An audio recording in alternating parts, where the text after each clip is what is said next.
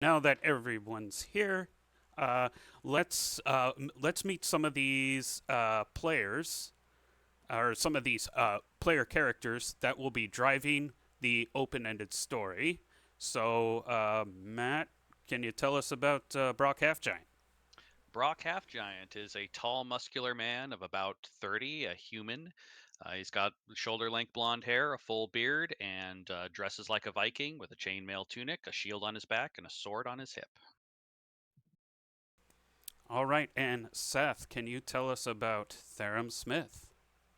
Therum Smith is an adolescent looking dwarf who is very average in most respects.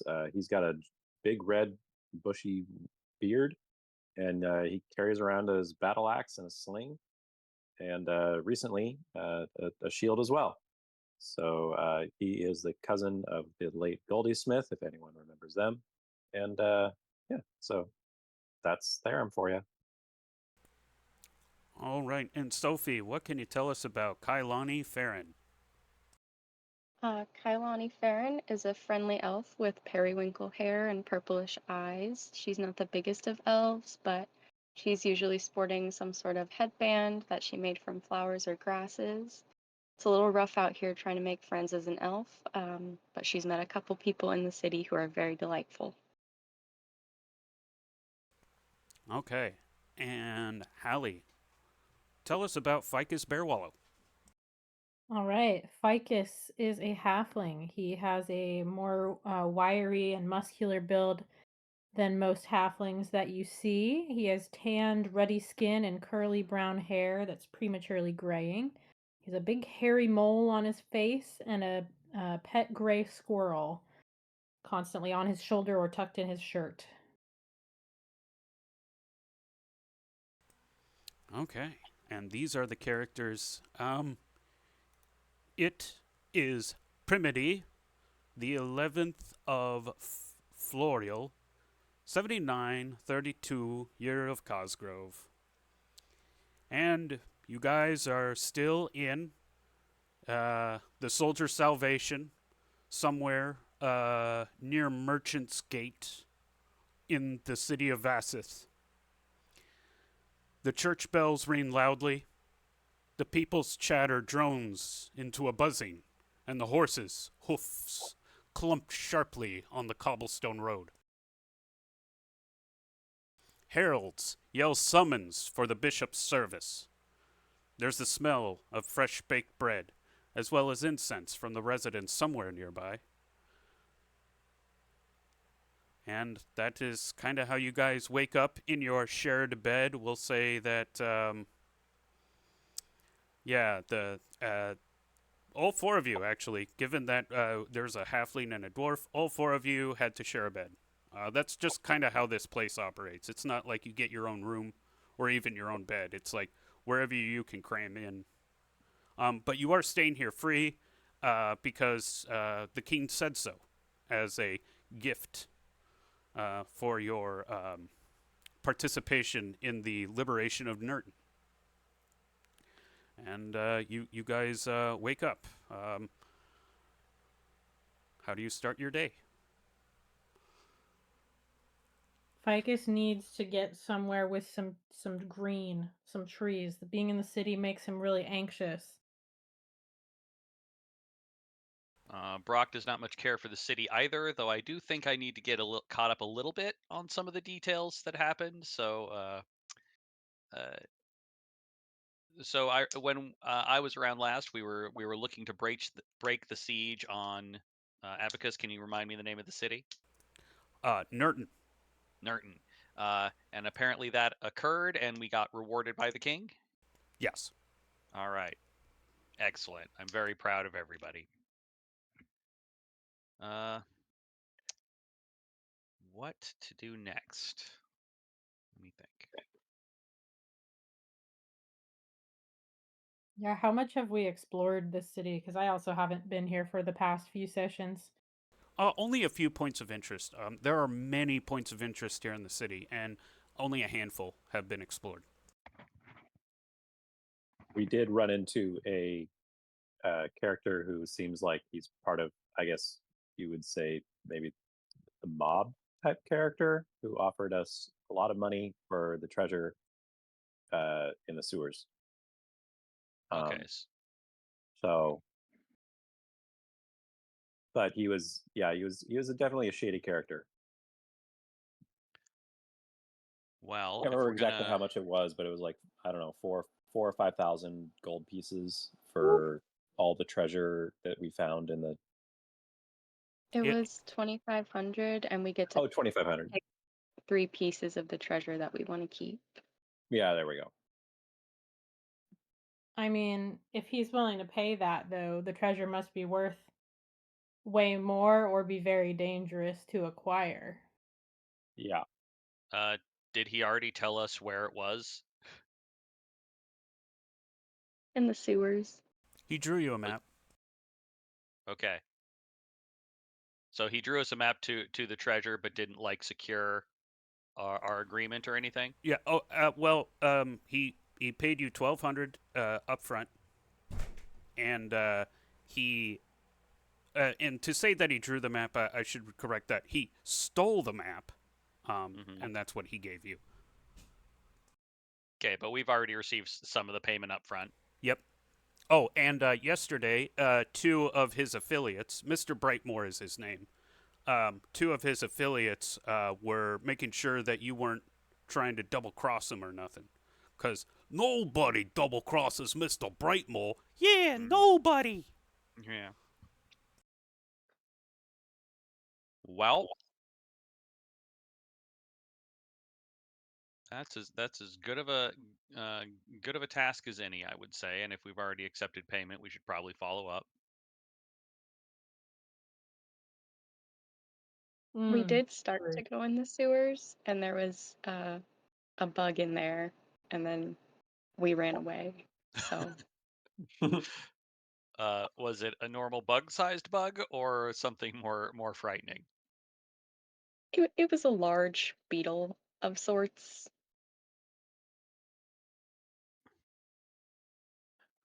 It, Okay. Robert Shieldheart will mention, it seemed agitated by the light. Uh-huh. Agitated in what way? Did it drive it into a killing frenzy or send it cowering back into the dark? It immediately approached and tried to grab the light or something, but it was swiping at Robert Shieldheart with its 6 thorny limbs when Robert's lantern light got within radius of it. All right. Well, basic plan could be we could go down with a torch, throw the torch into a corner or something, and if the bug goes after that, we can shoot it from a distance. I like it. Yeah. All right. Well, how about we gear up and go give it a try? As you step outside, you're disoriented by the myriad of people whooshing through the narrow, crowded streets, and tall row houses block out the sun, covering you in artificial twilight. Uh, People are actually all funneling into one direction towards the church ward. The bells are ringing, and there are heralds are calling summons for the bishop's service. It is Primity. Primity being Sunday, effectively. I'll stop somebody passing by, just any townsfolk, uh, and ask them why everybody is funneling into the temple. It's the bishop's service. He does it every Primity morning. Oh, what's so special about it? Oh, the bishop, he is a very, very great and gifted orator. And his sermons, do they center around brotherhood and peace and that sort of thing? Yes, yes, and the sacrifices of Cosgrove. Please, brother, join us. All are welcome. And then he kind of, as maybe like the dwarf, halfling, elf, kind of maybe appear, he goes, Never mind. And he just walks away. Nature is my temple. Yes, and I prefer to please the gods with my actions, not my worship. And any table that doesn't accept my friends does not accept me either.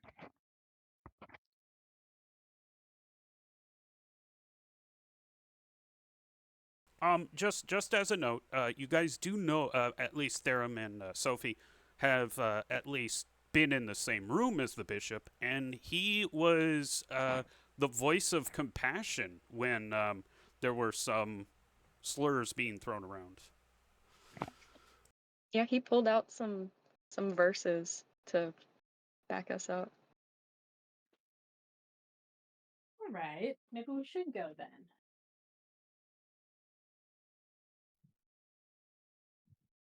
Well, if you all wish to pay your respects before we start our workday, I will be happy to join you.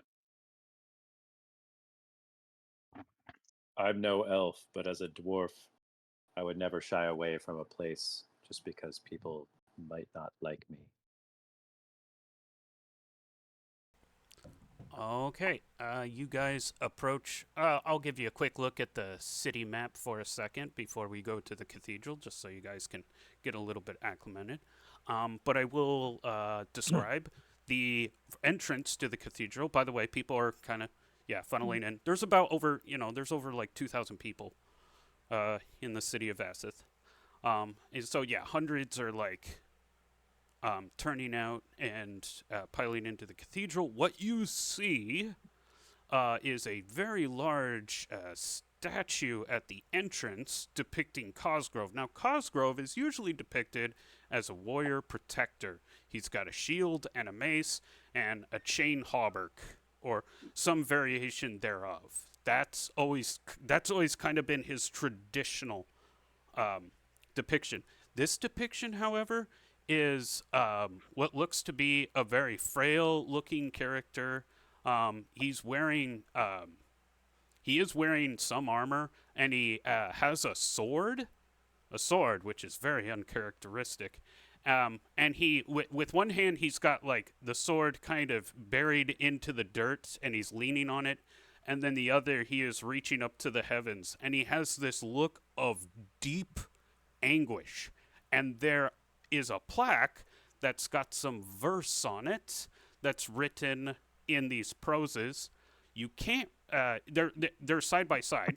One column none of you can read, but the other column you can. And based on how the prose is organized, you think that they're the same thing, just written in two different languages.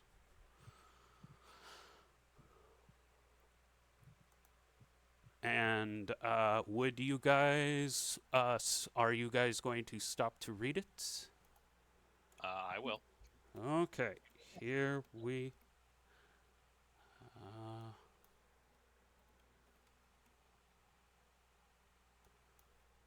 Where's that file? I have it somewhere. Hold on.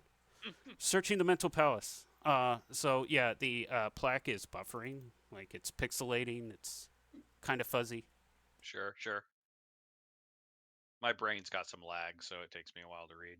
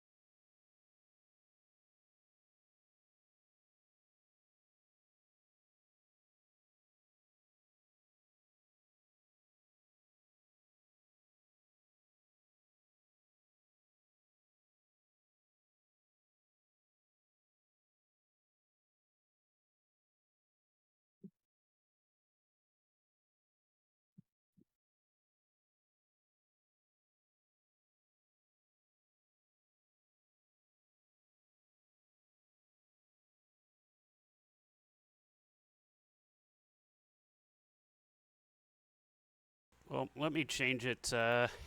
I'm in dark mode. Well, there. That should be better. Oh,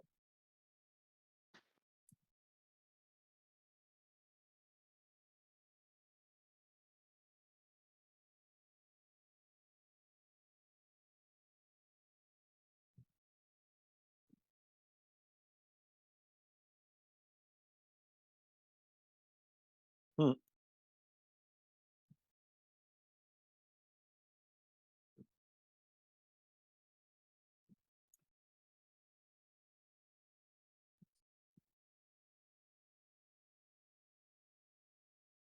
Huh. Well, I must admit this is a much softer depiction of Cosgrove than I've experienced before.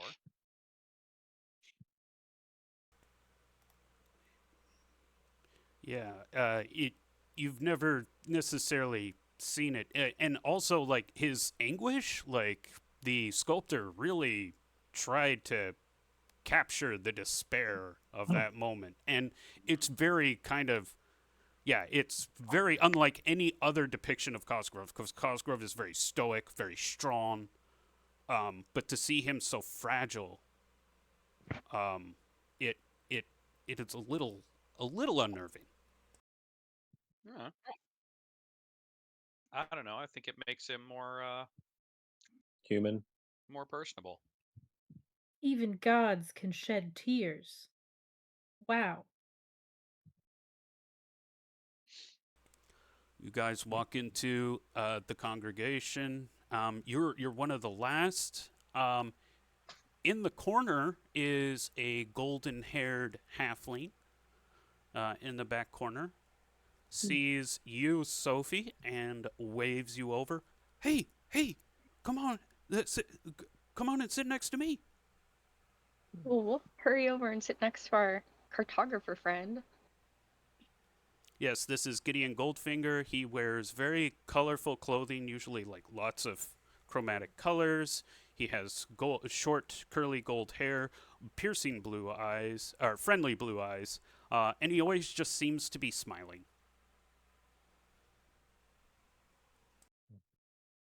This guy's great. Come on, guys. Well, Um, if there's still seats to sit in, I'll sit in one. yeah, so like in the back, it is a little bit cramped, but because it's like two halflings, a dwarf, and an elf and a human, you guys are able to squeeze into the corner pretty effectively, relatively comfortably. And there is like some kind of like side eyeing going around, especially at Kailani. As this, and there's some kind of murmurs. You can distinctly hear Limb Walker. Um, and then there's a hush as this figure comes out. He's a tall guy and really very very portly, very fat. Wears this crimson blood red robe and has he has prayer beads in his left hand, and one of the beads is like slightly bigger, and it's in the shape of a shield. And he just kind of fiddles with the beads as he oh yeah, clean shaven, and you can't see his eye color because the hood just kind of covers his forehead and eyes, so only his nose and mouth are visible. Um, as he walks to the altar, there's a hush. He scans around the room, and he looks right at you, Kailani, and kind of holds his gaze there for a minute. And there's and What's the vibe from this gaze? Is it like uh, good vibes, like good to see you here, or like, why are you here? it's more like a pleasant surprise. Like, well, wasn't I just saw you the other day. Wasn't expecting for whatever reason. He's not like scowling at you. Nice. I will lean over and whisper a little too loudly. Is that the bishop? Yeah, that's him. Yes, that is him.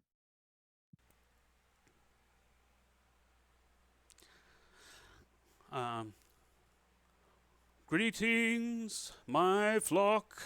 It is great to see you all here on this Sunday. And I can see that some of you might be displeased with the presence here of what we have in our congregation this morning. I'm not deaf to it. I know what you call them. That common phrase that dehumanizes, or, yeah, sure, for lack of a better word, dehumanizes the personhood of an individual. It's easy for us to judge someone when we have reduced them to a caricature. I want you all to open your books to Sodom, verse 4, or chapter 4. Book of Sodom, chapter 4. Ukidin's trial.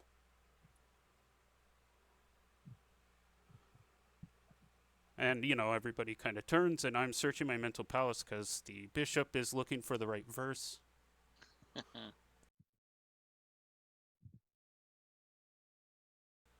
Yes, and in Sodom 4:9, Cosgrove has Ukidin before him. Ukidin, who has failed, his greatest general, who failed Cosgrove and cost him many men that day. And everyone at Cosgrove's camp expected Ukidin to be held to the death penalty. But Cosgrove instead said this, Sodom 4:9, everyone. Turning to his assembled soldiers, Cosgrove spoke with authority. My brothers and sisters in arms, hear me now.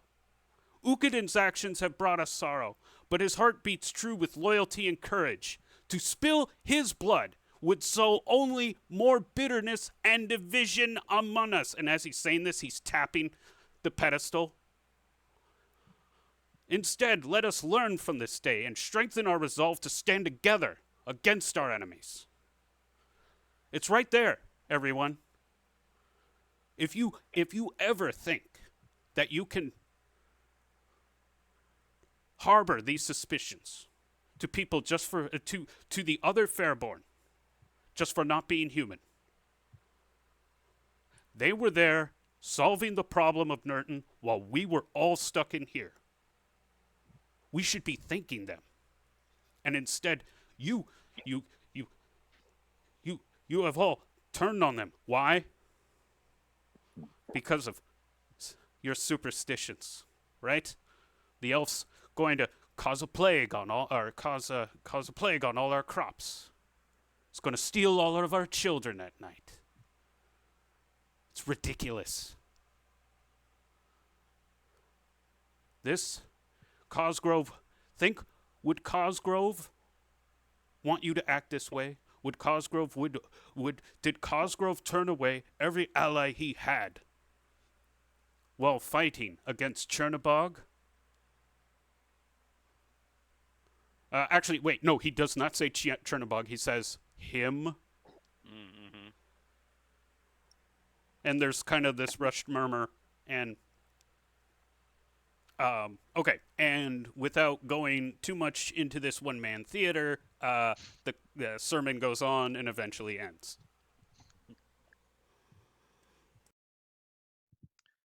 It's up to you guys. You can linger around, though the bishop is surrounded by people if you wanted to try and... But that might take like 15, 30 minutes, or you guys could get right to your mission. I think my squirrel would like to be pet by some children. And in the meantime, I can, learn some rumors and cool spots around town. Theron waits in line for the bishop to thank him for his sermon. I almost like you were waiting in line to pet the squirrel. And I think when the sermon concludes, Brock will rap his fist upon the pew, say a few hearty hail hails in support, and then he'll get out of this crowded room because it's giving him the willies. Okay, so it sounds like Brock and maybe Hallie go outside because, the kids aren't going to stick around the sermon. They're going to go run outside in the church courtyard. Hmm. And Therum and Sophie, what about you? If Therum's waiting for the bishop, I'd head up there too. Okay. So you have kids pet your squirrel in front of the courtyard, and Brock is just kind of chilling, enjoying the fresh air. I want to. Do these kids? I mean, kids probably know all the spooky legends about the sewers and like scary stuff that comes out of the sewers. Oh yeah. Why don't you give me a charisma check? All right. Let's see. How do I do this? I just click on charisma on my character sheet. Yeah, should work. See, did that do it? Submit. There we go. Yeah. Fine. So yes, a small brother and sister, who's like, Tomas is a stupid name. It should be Thomas. Um, That's a really human way to say it, to pronounce it. You know. yeah, I don't know, but he is a cute squirrel after all. Or wait, chipmunk, squirrel? I can't remember. Squirrel. Squirrel. Yeah, Oh he's yeah. a gray squirrel. There's we sometimes see him in the park behind the church ward. You know, Right. they kind of skitter around begging for food. If you hold out their hand, they'll approach you. Yes. Um. Hey, you kids know anything about like sewer monsters?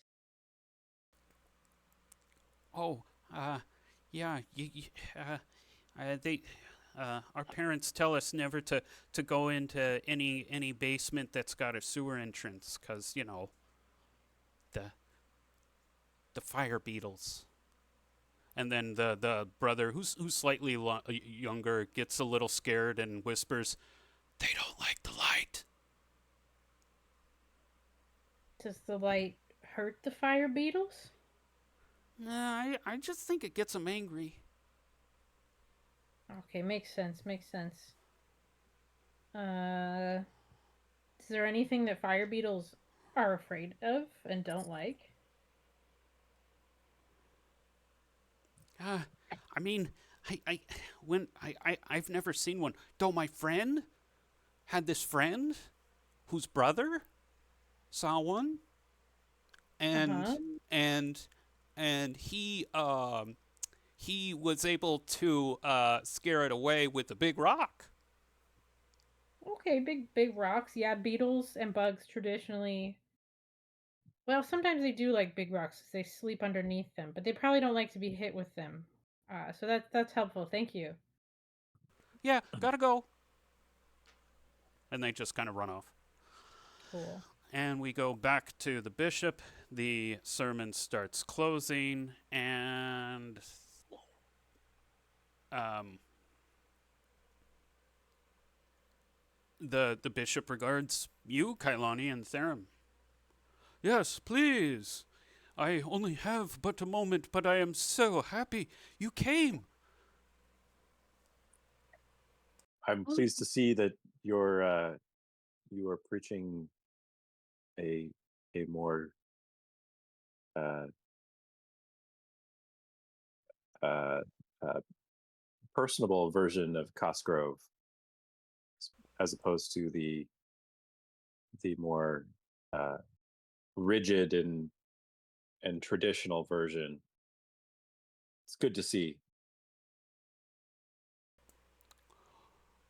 Yes, I just wanted to thank you for the wonderful sermon. I'm glad you It enjoyed means it. it means a lot that you speak up for us elves. All Fairborn were to be protected by Cosgrove. Cosgrove allied many armies in his fight against him, and his shield protects us all.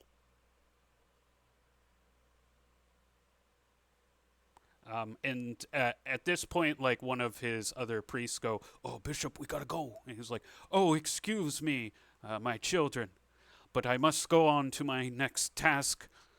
May Cosgrove's shield protect you." And And you. you. Thank you. Okay, and we go back to the city map.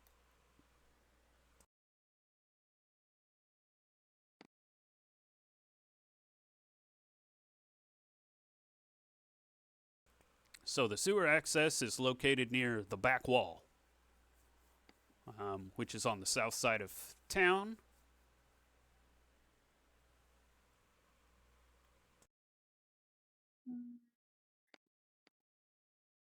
It was guarded the last time we went there, and we did bribe the guards to look the other way with some gold and some pastries. So The children were saying that a lot of the basements in the city have access to the sewer. that sounds like a viable avenue. Yeah. And those that bug that you all saw, it's called a fire beetle. Oh, Hmm. They get riled up when they see light. we definitely did see it do that. All right. So, sorry. So, help me out here. Our map leads has a starting point that we have to bribe some guards to get to. Is that what I understand? That is what we did last time, but it sounds like the kids know of entrances from the basements of homes, so we might be able to get in without bribing guards. Well, from what how I heard it, they said that their parents want them to stay out of basements because the bugs can get into basements. Hmm. I mean, if we're talking about like just finding our own way in, we might be mucking around down there for who knows how long to finding our way in. True.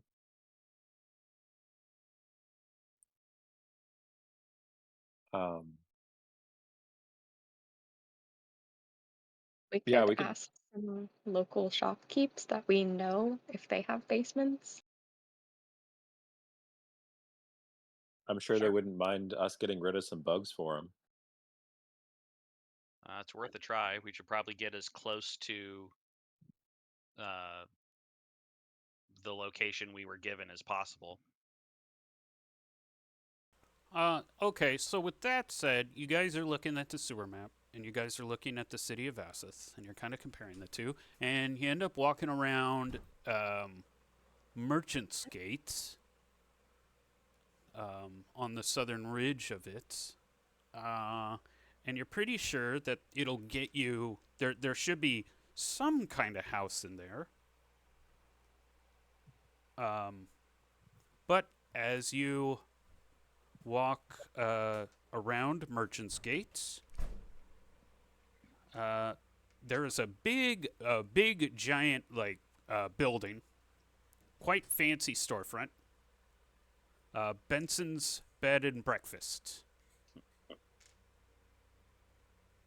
You feel like this might have what you're looking for? We can say we're fire beetle exterminators. Sure. Yeah. All right, so let's head on in and ask to speak to the master of the business. Oh, by the way, the under the sign it says opening soon, but you notice that both Benson's bed and breakfast and the opening soon sign look very dusty. Oh, Hmm. might be abandoned. Yeah, project that never got completed. Looking into the windows, is there anybody in there?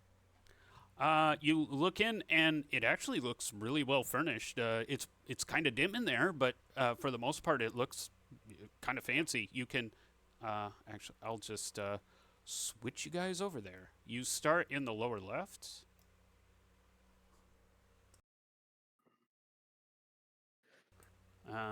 But you guys, kind of peer into what looks to be some kind of lobby. It's got a piano area, and then through these archways here, you can see a desk here, and there is a slumped over figure. Let's Like try the slumped over door. the desk? Yeah. Like sleeping or like Well, I mean, you guys dead? are looking through the window, so you can't okay. necessarily see. But yeah. Well, let's try the front door. Yeah. Is it open? Yeah, the door opens, and there's a little bell mechanism, kind of standard shopkeep thing. Mm-hmm. And it awakens the person getting up, and it's a nimble looking halfling woman with short black hair, and she has what are known as fox eyes. Basically, an anime when the characters' eyes are eternally closed. Yeah. Yeah, she has that. Yeah, I think we call it allergies. allergies, basically. Yeah. She wears a tunic with a long coat and puffy pants. No shoes. But she gets up and goes, "Oh, I'm sorry, but we're not open. Unfortunately, we still haven't gotten rid of our infestation problem, and yeah, the Merchant Guild won't let us open. So please come back when we're open again." It's not a fire beetle infestation, is it? Oh, no. I mean, probably yeah, but also kobolds. Kobolds, really? Yeah, I mean, it used to scare me to hear them skittering down there, but now I just know that as long as the trap door is locked, I'll be fine up here. But yeah, wait, you wouldn't happen to have seen my ad at the Rangers Guild. I promise. I know that I said that it's only like 5 gold up front and 175 when the job is done. But unfortunately, I've had to dip into the fund a little bit, so I can only really pay 95 more after the first 5 gold pieces down. And she kind of, starts fumbling with her hands as this sweat drop appears. Yeah. I have an idea. Are you the proprietor of this business? Are you the owner? Yes, I am Lysandra Benson.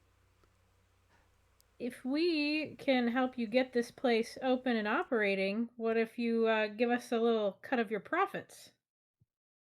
Uh, oh, hmm. Uh, well, I've already, the, future profits? How much are we talking about? Ficus looks kind of bewildered because he doesn't actually know anything about business. Yeah, it's just like something he heard somewhere. He doesn't know what's reasonable. So he like looks to you guys like, please help. Well, if he looks to Brock, Brock will nod sagely and then turn back to the woman and say, "What we mean to say, ma'am, is that there is no charge. We merely would like to have access to your basement to see if we can find a way into the sewers." And maybe 10% of future profits?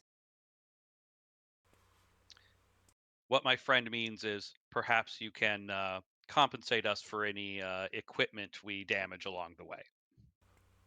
Oh, yes, of course. That only seems fair. Here, and she pulls out a big old keychain, or key ring, and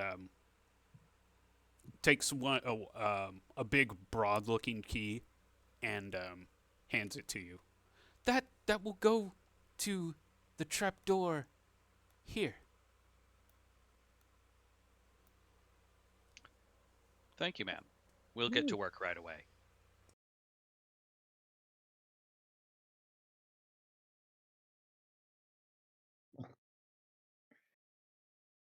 Okay. Map is loading, so go ahead and. Oh yeah. By the way, make sure that you guys have checked out Total Haul and have equipped up. All right. For the sake of story purposes, Jonathan Fairlight is basically your logistics as far as how you get your Total Haul from your place to the city of Vassith. So, total access to the Total Haul. Well, I usually equip the silver shield when Robert isn't around.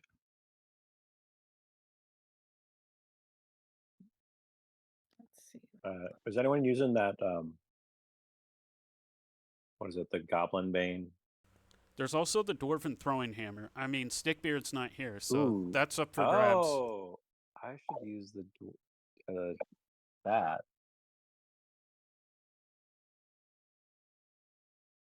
Where is that in here? It should. Is that at the top?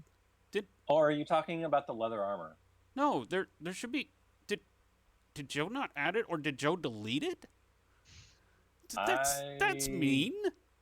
I do not see it. What? Brick Breaker, where are you? Did he just was like Brick Breaker's mine now? Wow. I do not see any sort of thing in here about. I guess since becoming Lord of the West March, he's just decided, yeah, this is mine now. Wow. Yeah, no. So it's a +1 hammer, which is 1d6. So 1d6 +1. But it can also be thrown, and you, as soon as you throw it, you catch it again. Effectively. Oh. And it can also be used as a melee weapon. Well, I'll take that if nobody else wants it. Oh, it only works with dwarves. Oh, well then we should probably give it to the dwarf then. Yeah, I'll take that because when Brock Half Giant isn't around, I've been carrying the shield around, but I would like actually that hammer. So, all right, so it's 1d6. 1d6 +1. Yeah. If no one's using it, I'll use that invisibility ring.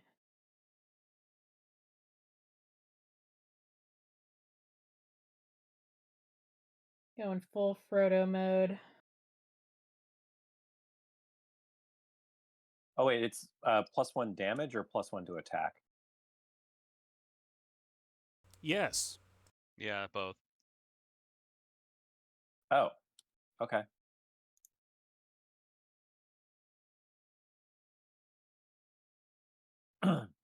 And then I usually carry around the Ring of Fire Resistance too, and I don't know if that's going to help with the fire beetles, or We'll see. We'll see. I don't imagine we need goblin grenades though, do we? I think I have one in my inventory, but I don't know. Let's not throw grenades underground in tunnels if we can avoid it. Yeah. Yeah. All right. I'm just gonna take those out. There is also in someone's basement, you know. Yeah. What? Wait. What's that down there? Aurora Borealis. Although I am carrying around wasn't there like a healing potion? Yeah, there is still the healing. I know you use some of your potions, but I think you still have the healing potion. Yeah. Okay. Yeah, I'm carrying around a healing potion as well. Oh, so last time I played, got that armor, but I don't know how to actually add that to my AC. I don't How does that work in this game? Are you talking about the leather armor +1 that's halfling sized? Yeah. So it's normal halfling or normal leather armor +1, and we're using the number in the brackets, so that would give you an AC of 13 plus your Dex modifier. Okay.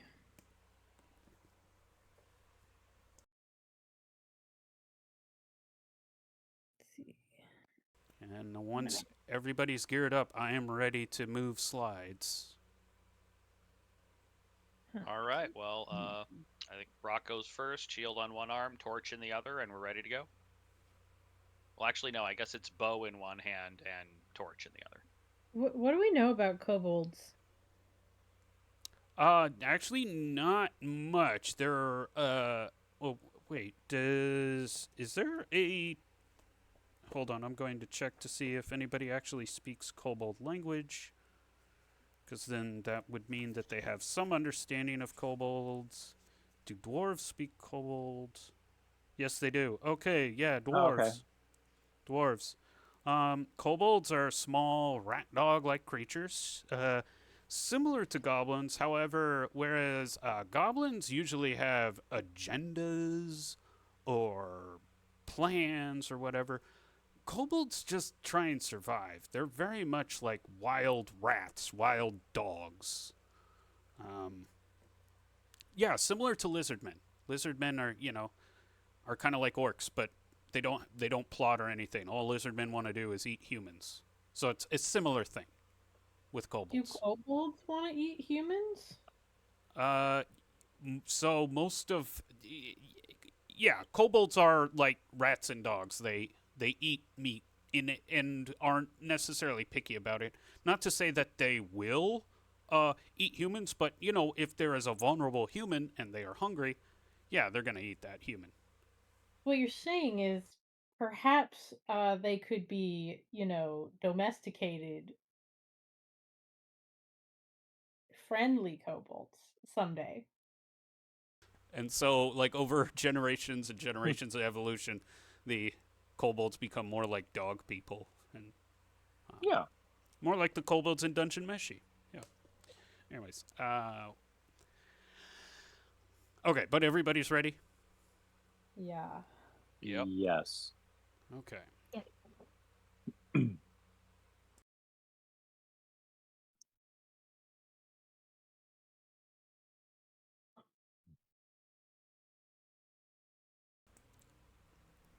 Don't nobody move too much. I want to get a round of hear noise checks before. All right. Okay. Listen at door.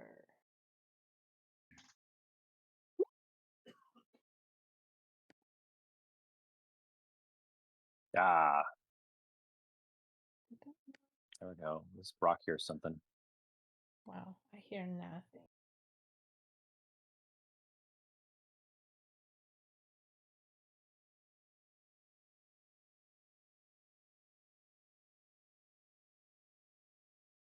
So Brock, around the east. So yeah, you guys.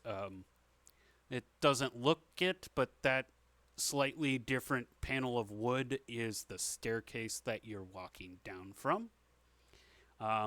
Immediately to your east, to the east, is a wall, but you do hear skittering coming from behind that wall. So from behind this wall here. Yes, Okay. and to the north, you see that the hallway just kind of continues on into a dark chamber. Hmm. Well, I better switch back to sword in my offhand, but I will still take the lead and move north. I'll slip on the invisibility ring and I'll be kind of at the back, I guess. Wait, where's front? Where's back? Okay, I'll just stay where I am. Yeah, you're thinking that this in months have gone by, judging by the disrepair of the cellar. Um, like no one's been down here for a while. Yeah, the moss is starting to eat through the floor. Can any of us see in the dark? Yeah, Dwarves can see a little bit in the dark. so can elves. Um, do either our dwarf or elf companion, would either of you want to put on the invisibility ring and scout ahead without the light so that we don't alert whatever's in here? Sure. That's a good idea. I can take it. All right, I hand you the ring. All Like it right. pops back into view from nowhere and gives you a little ring. All right. Put it on, and I'm gonna wander off in the darkness a little bit.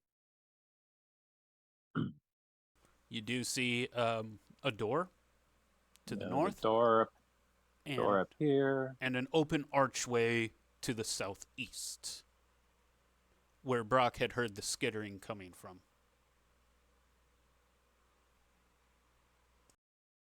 Just peer into this, behind this wall.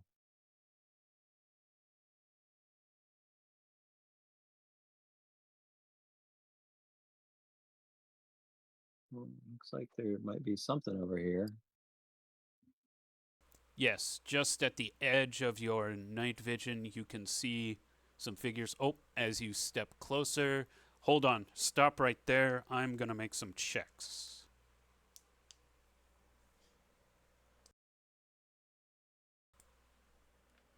One of them turns his nose up and starts walking in your direction. I slowly back up. Okay, give me a dex check. You're walking on creaky floor. Oh gosh. Ah!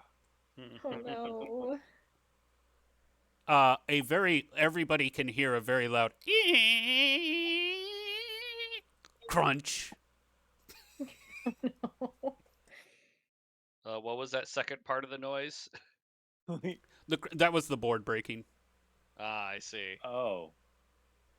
You were trying to go slow, and it just you basically just. I mean, it's a ruined floor. It's hard. It's these old floors. It's hard to be quiet on. Yeah. I get my sling out. Well, I'm going to continue Oh, so I'm going to backwards. say, Because, like, get I want to get away from that noise. okay. Yeah, why don't you go one more hex to the west? We'll say you get about there.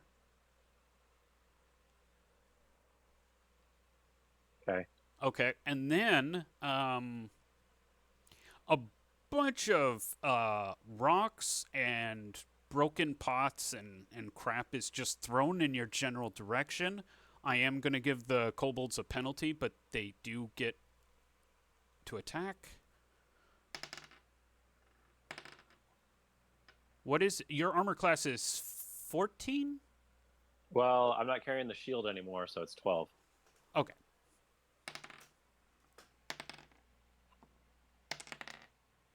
Okay, so many of them miss in the general area, but one goes kind of in a straight line towards you, hits you for 2 damage, and your invisibility drops.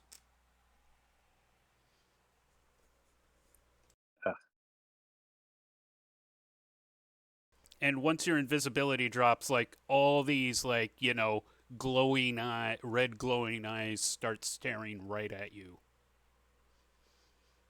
I am going to run. Roll initiative. Okay. I guess maybe I should roll initiative. Sure. Do it. All right. I'm sorry, man. I feel like this is my fault. You go first. All right. Well, what's 40 feet on here? Let's see here.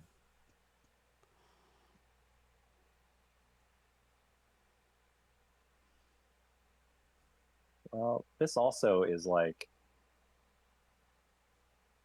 Is this little gap right here? Is this like kind of a doorway? Yeah, it's basically like an open archway. Okay. So I'm going to step back onto the other side of this archway, and then yell towards everybody, "Hey!" Like, because I'm getting ready to defend, so that's what I'm doing. So what are you yelling at everybody? Oh, I yell, "We got!" They noticed me, and they're coming. They're coming. Abacus, we actually have like lanterns on our belts, don't we? Yeah. Yeah. Okay. So I actually don't need the torch in hand. So I'm just gonna equip shield and sword, and I'm gonna rush up to support Therum.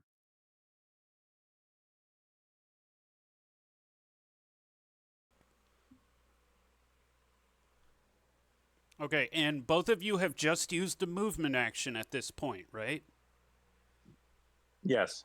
Okay, so you can go slow. Um.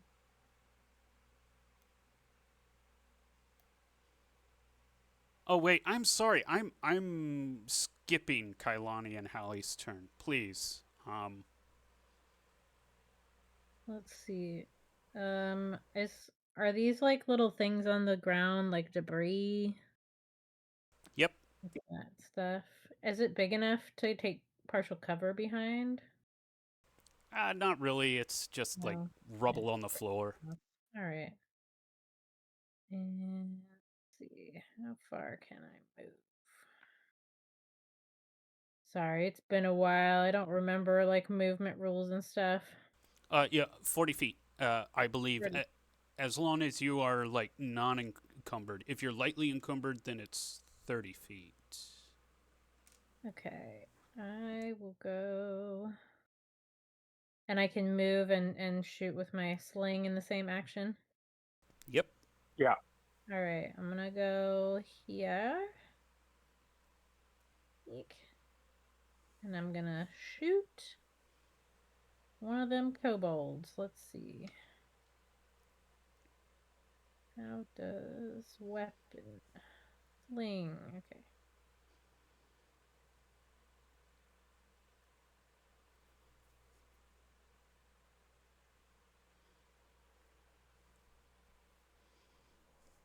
You throw the don't- bullets, but yeah, it goes wide. Ah, darn. And Kailani, looks like you're moving into position. Yes, and if I can try and hit him with my mace.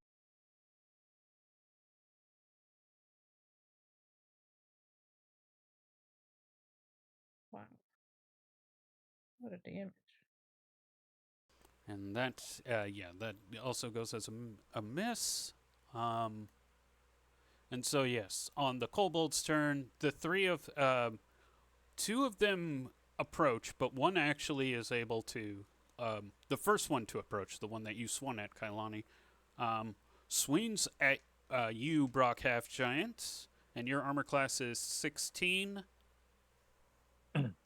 Correct. 16. And the kobold misses with this primitive looking spear. It's really just a sharpened stick. Yeah, so the state of these kobolds are naked. They look like they have gotten bits of their fur ripped off. They look very scraggly. And now that you have the lantern on them, their eyes are completely black, but in darkness, they glow red. And yeah, they kind of have this Chihuahua rat dog, just overall kind of a short appearance, but like a very angry looking Chihuahua. Yeah, and they carrying spears. Chihuahua, last I checked, don't use spears.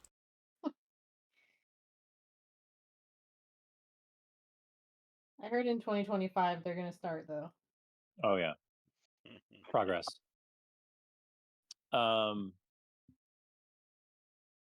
Well, I have not attacked yet, so Right, I'm going so- to come down on this one with my brick breaker. See how this goes.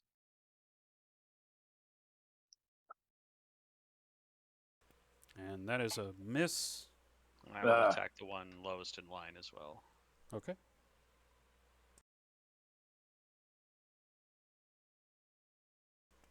And that is a smash.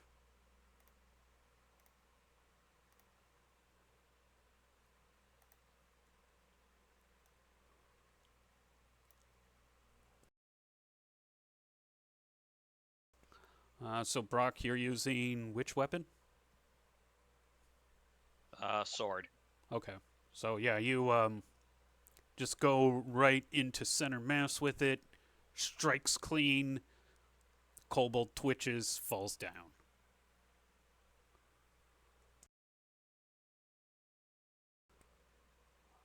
That is everybody's action. New initiative. This time, you guys don't necessarily need to do a hearing noise check. You can hear more skittering in this. You know, you get the idea that this area right here is kind of basically this big empty chamber, and you're hearing like more than a few, or about a few to several footsteps running towards you.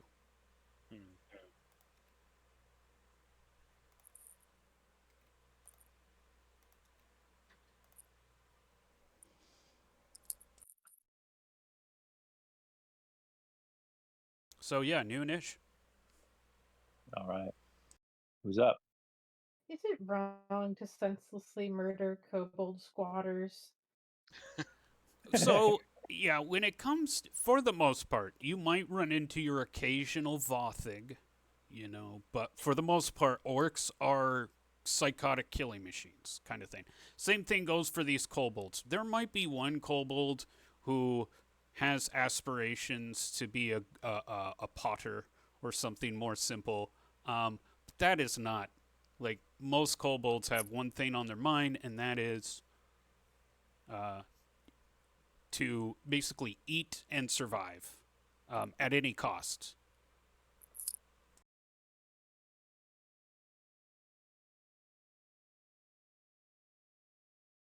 All right. Well, I rolled our initiative, and it's a 2. Okay, yeah, kobolds go first, and just gonna move this dead kobold out of the way. Or here, I'll put him over there so you know that you hit him so hard, Brock. Just send him ragdolling across the floor.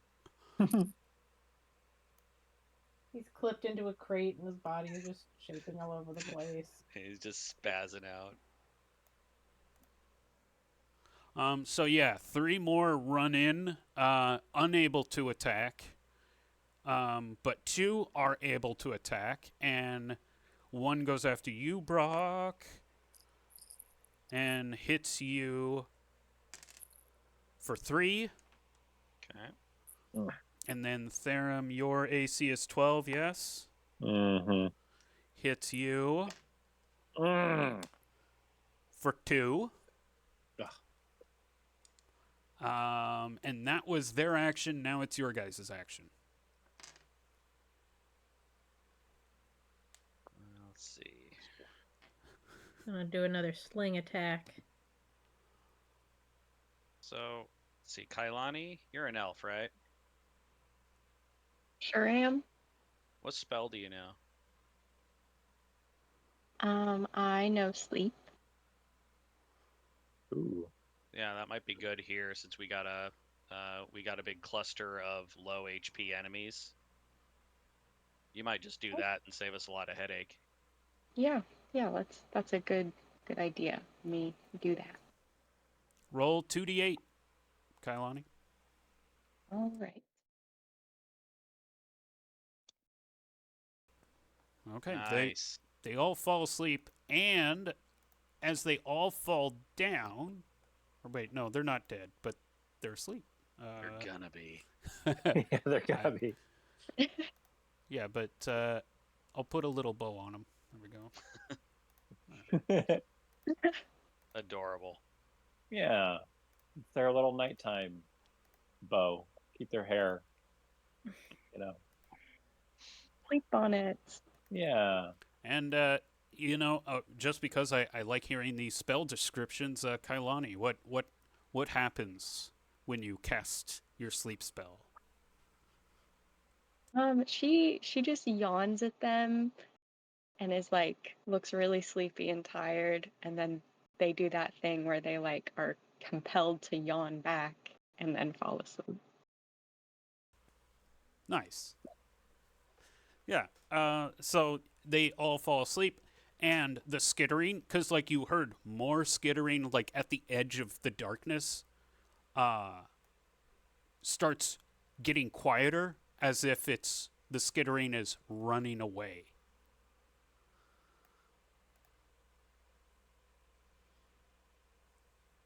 And you guys wait a second. Combat's over for now. You do have a few moments before those kobolds wake up, though. Well, we'll do the Start. grisly work and then Yep. move on. Oof. Yeah, let's cut some kobold throats.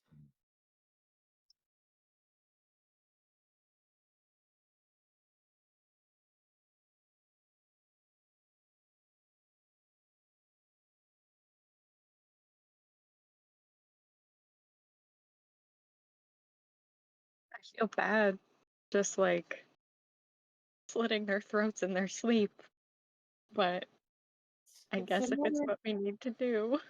more peaceful death Yeah, than being torn apart by fire beetles or starving. it's more humane this way. It's really more like the GM has given us permission. This is this is how he wants us to solve the problems. We shouldn't derail his game by being uh too oversensitive about it. So Yeah, I mean, one thing I guess like I really wish I could impart is like the ferociousness of these things and just the pure, I guess, just terribleness of them. Like they really are like orcs, goblins, kobolds, hobgoblins. They're all disgustingly vicious, brutal things. mhm. Okay, these guys But suck. Let's kill them. yeah, they suck. Let's kill them. They're also, thinking sensate beings, but we're not gonna worry about that. So Yeah. Why do they suck so much? Now is not the time for a humanitarian mission to reach out to them. all right, we keep crawling. Listen, we should open up a research institute into why these creatures are so vicious. Well, Yeah. If their material needs are not being met, we should maybe.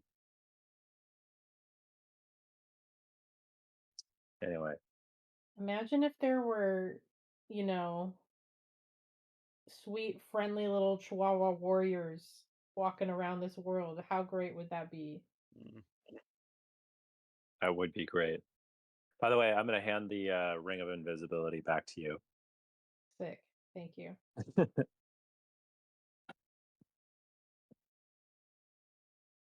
All right. Shall we continue into this place? Yeah, I'm coming Yeah. over. I'll stick with Therum. We don't want to get separated. I'm about at half a health as well, so And You we can always do this clear out in a couple of stages. If we get too banged up, we can go rest and then come back. yeah.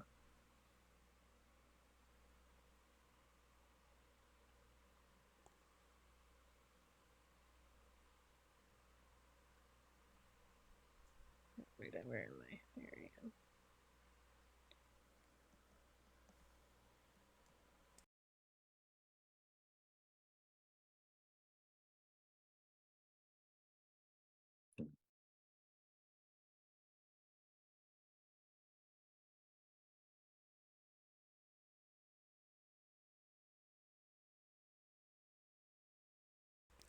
am. As you guys wander around, you think that on the creaky, broken floor, um, this used to be some kind of storage area. Are there like sconces or like something that we can light to, or like torch holders or something where we can illuminate the area as we go, as we clear it out? Sure, sure. Yeah. Here, let me place a light.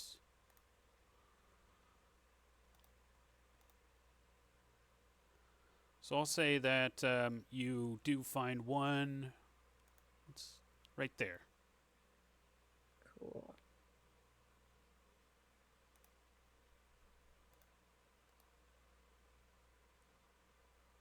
Let's see.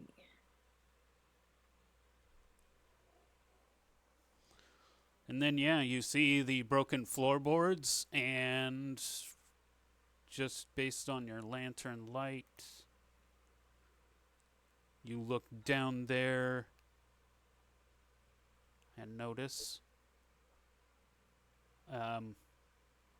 Well, you hear water running and a stone foundation. Pretty sure this leads into the sewers. And you're also pretty sure this is where, like, when you heard the skittering fade, you're pretty sure that this is where they ran into. All right. Well, we ready to go downward? Yeah, how Um, far is the drop? 10 feet. Okay, so we can just sort of. Hop down. Yeah, we might want to Okay. affix a rope just in case we need to get out of here in a hurry. I have a rope. All right. I'll attach it to something.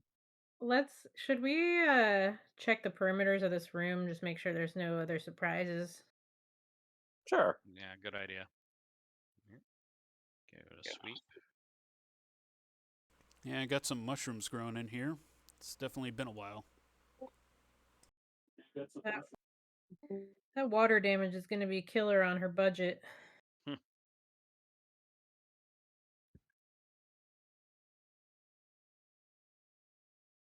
Or maybe those mushrooms are a delicacy. Mm. Doubt it, but Yeah, I don't know. Does the city have a health department? They might not like them businesses serving basement mushrooms to customers.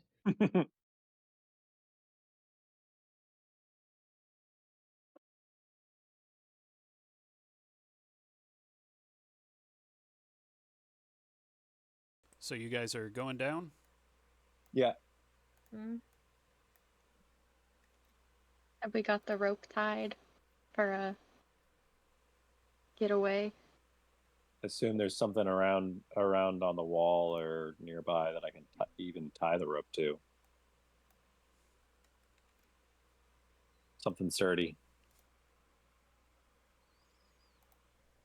Yeah, yes, it's a cracked floorboard and most of it's pretty old, but you're able to find like where the frame of the house is still strong and you attach it to that. All right.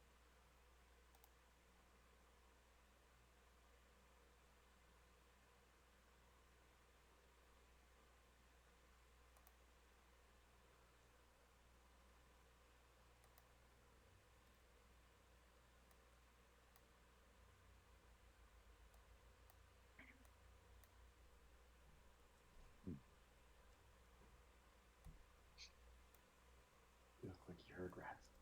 So I'll say this: you guys are kind of descending into knee-deep water, but then it looks like it's kind of like a tunnel that leads into a natural cave system.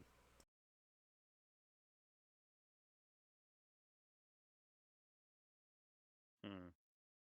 Also, it smells bad. Well, yeah. The sewer, you know. All right. As far as sewers go, maybe it smells good. Down we go, and hope that it links up with our map.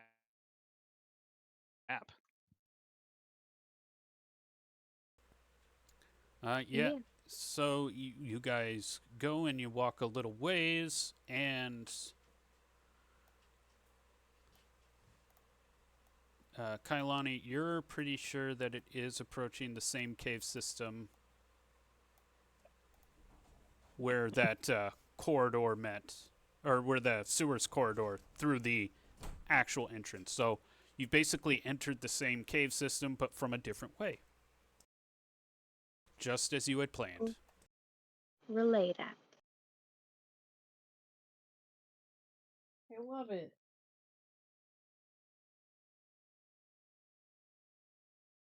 And yeah, it's kind of this wide channel. You guys are kind of in knee-deep water.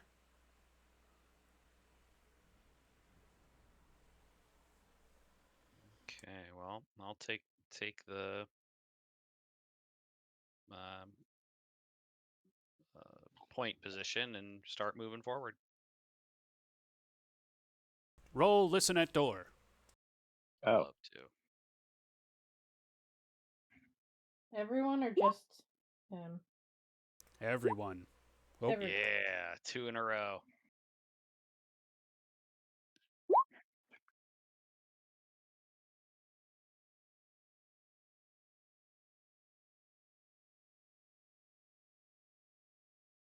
No for me.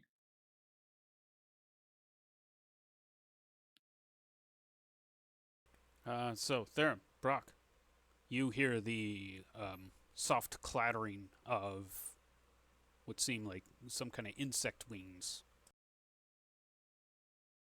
oh. I will take this moment to light a torch.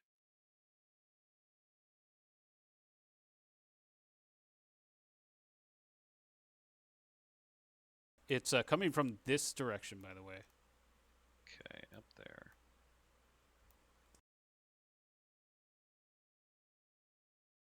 Okay, well, I'm going to turn to the others and lower my voice, and I'm going to say that if it's a fire beetle, I can draw its attention with the torch in hand, which will give you all uh,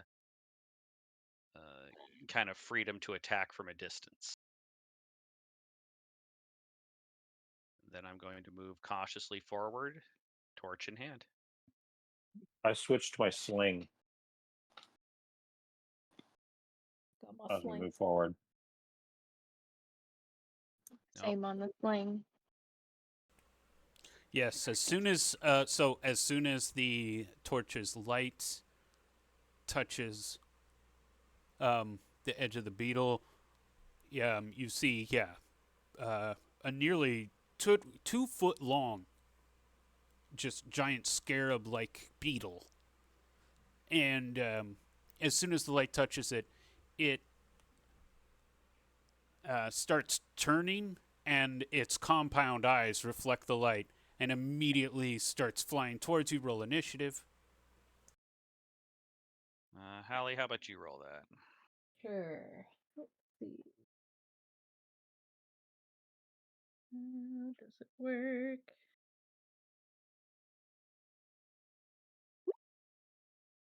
Who?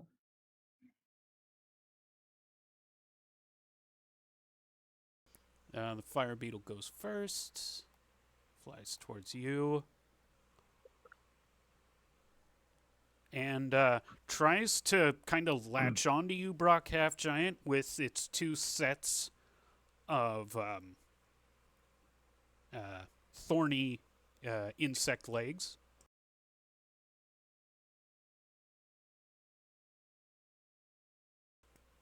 But does not do so. Misses one time, but hits you for the other, and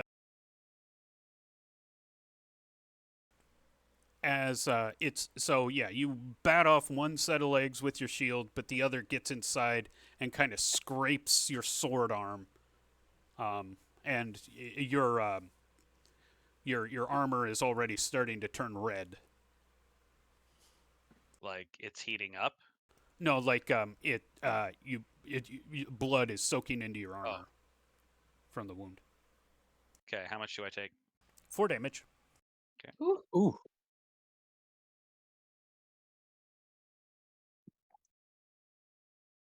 Yeah, its thorny appendages just basically rub against you and just yeah, just rip it up, yeah, rip you apart. Okay.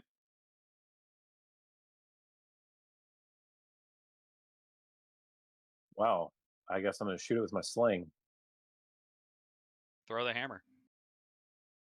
Oh, right. I can do the hammer thing. I guess I will throw the hammer.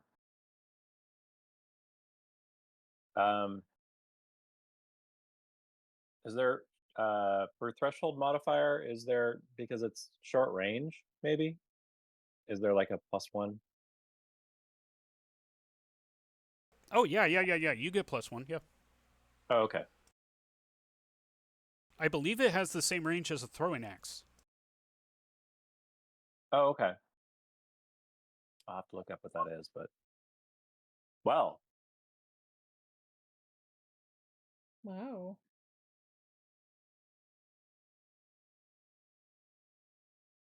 So after it latches on and gets Brock's sword arm, Therum, you throw the hammer, hits the body, the wings and legs just like explode, and the hammer oof. returns.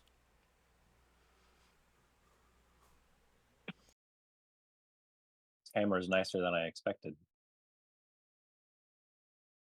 I will nudge at the bug's remains with my boot and see if anything interesting emerges. No, just bug guts floating All right. in the water. Well, let's get out of this water and up onto this shore we see here. Again, just as the light reflects, the bug slowly turns around. Eyes glow. Can I throw the torch, or do we have to roll initiative first? Actually, yeah. Well, I'll say, yeah. You didn't get to take an action, so yeah. You this is effectively a combat turn. You used your move action, and now you're gonna throw it. Yeah, I'm gonna throw it like over here, Yeah, give me a dex check. up onto the shore. Okay, not my strongest attribute, but let's see what we get. That is a fail. You throw it, and it lands back into the water. Sploosh. Yeah, kind of fizzles out. Yeah. That's all right. And now, yes. Now I will say we roll an ish. Kailani, you want to go? Yeah. Sure, I can do that. Um, is there an initiative button, or am I rolling a specific die? I don't Yeah, remember. it's on the right side of the combat section. Yeah, far right in it. Yeah. There you go. They rolled a 1, so go first. Oh gosh. Nice. Yay! Okay, I'm gonna charge up, sword in hand. Oh my god, there's more. Uh, And I will shout back over my shoulder that there's more.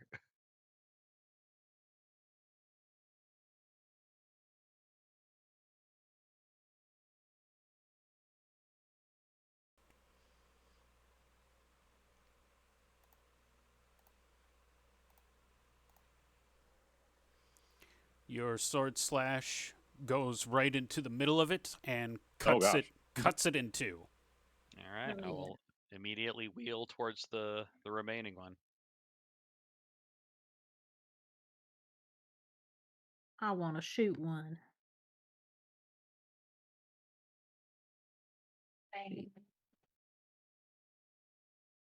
I guess I moved up farther. And that's 20. I moved from like right there. Oh, I have plenty of room. All right. So I moved up farther because I don't want. All right. So I'm going to throw the hammer again.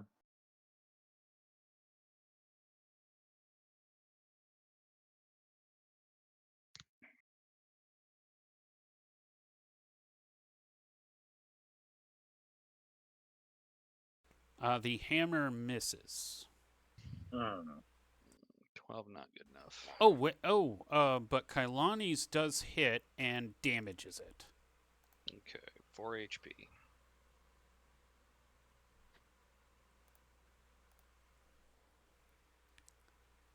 And yeah, sorry, I was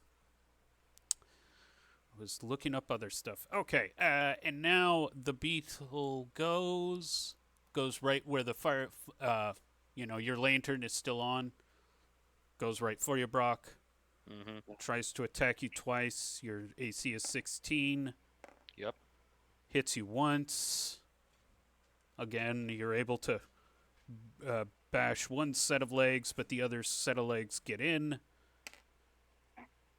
Does 2 damage. Okay.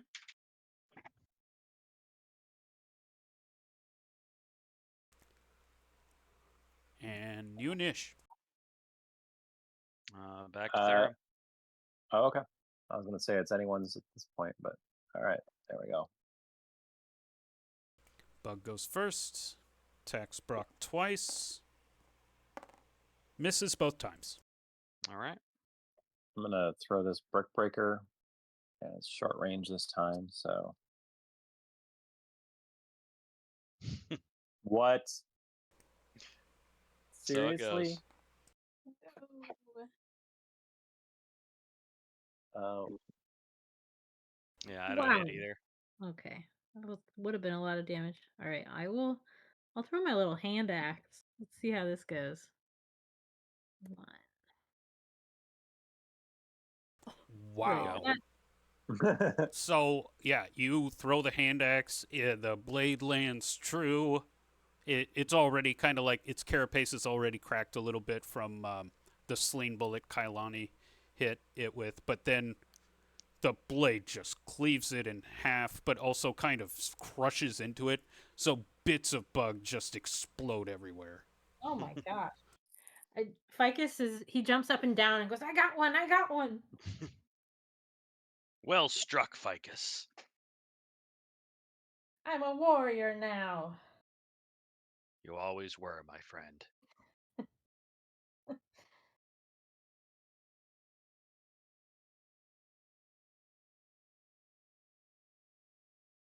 All right, well, let's keep creeping along. Yeah, so combat's over. All right.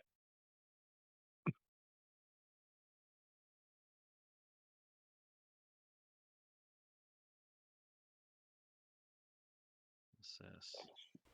Ooh, a So thing. you find a desiccated body. Excellent, love that. It has, like, in its bones and remains, there seem to be some kind of egg clusters with a wet membrane inside. Yeah, well, we should burn that. But there's also some loot on this body. Well, let's not burn the loot. We will take the loot and burn the eggs. What kind of loot? What kind of eggs? Fire beetle eggs, if I were to guess. Yeah, they look like insect eggs.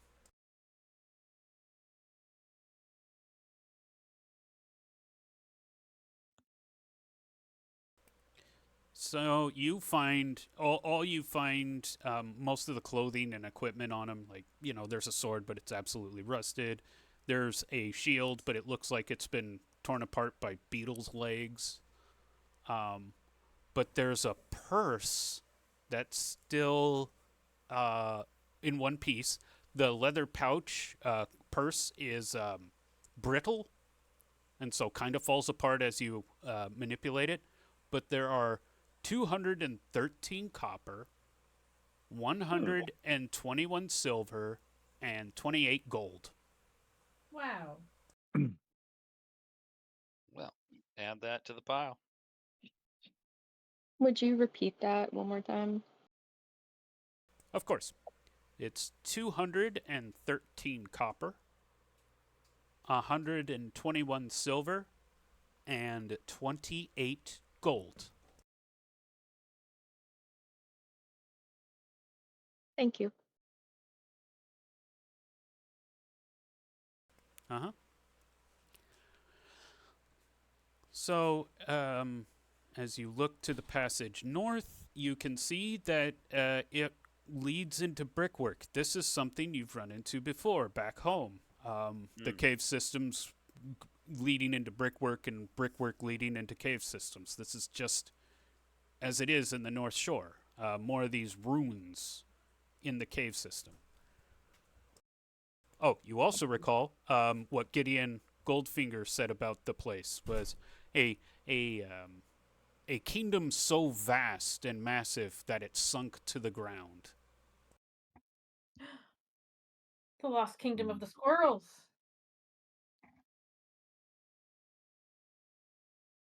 I did not think that squirrels were known for their city building ways.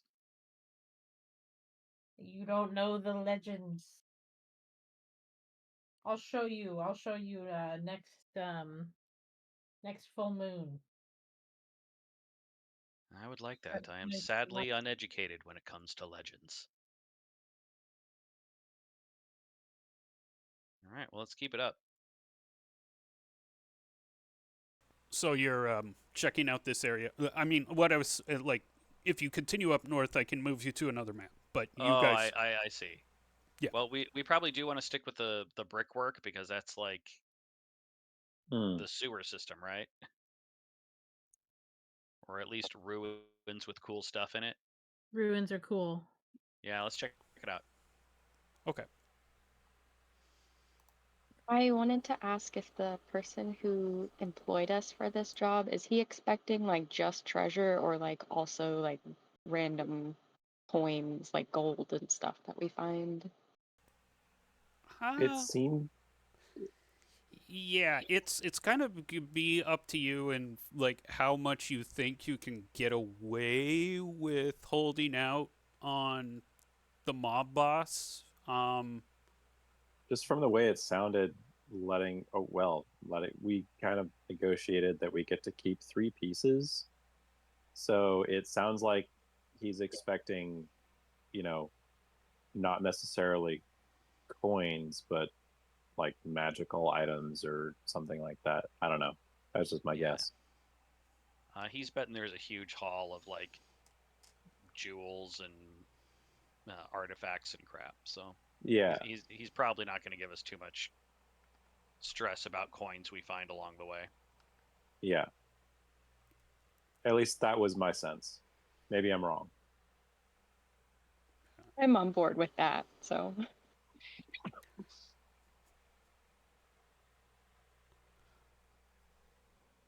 Okay, so you are going to the northern passage into the brickwork. Map loading.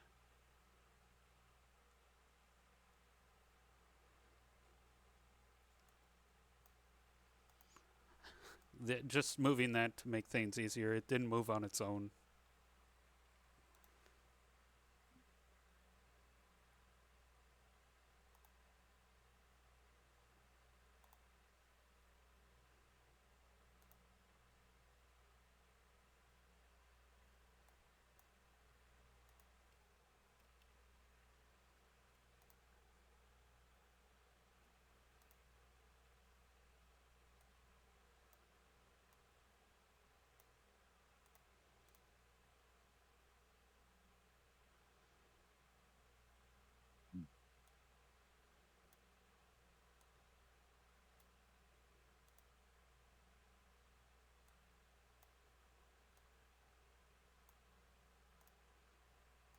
I think I got it now. Moving you guys. So, there's this kind of you crack in the wall. Uh, the brickwork gets more consistent as you go through the cave system, and eventually you walk through another crack of the wall, and you're in a brick structure. The air is very still. straining to listen. Do I hear anything? Roll listen at door.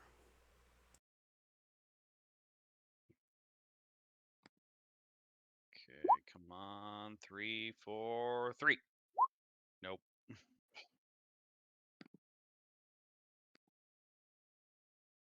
Hmm.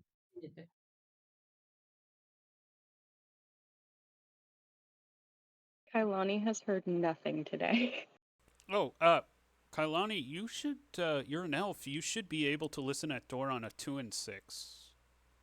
Oh, Yeah. So, you succeed. nice. And what do they hear? And you hear, it's mostly quiet, but then you hear like the slow shuffling, scraping, and um, it's there's something relatively human-sized in here. Maybe several of them moving around. Okay. Who's invisible? Not I. Any of us could be. I have the ring.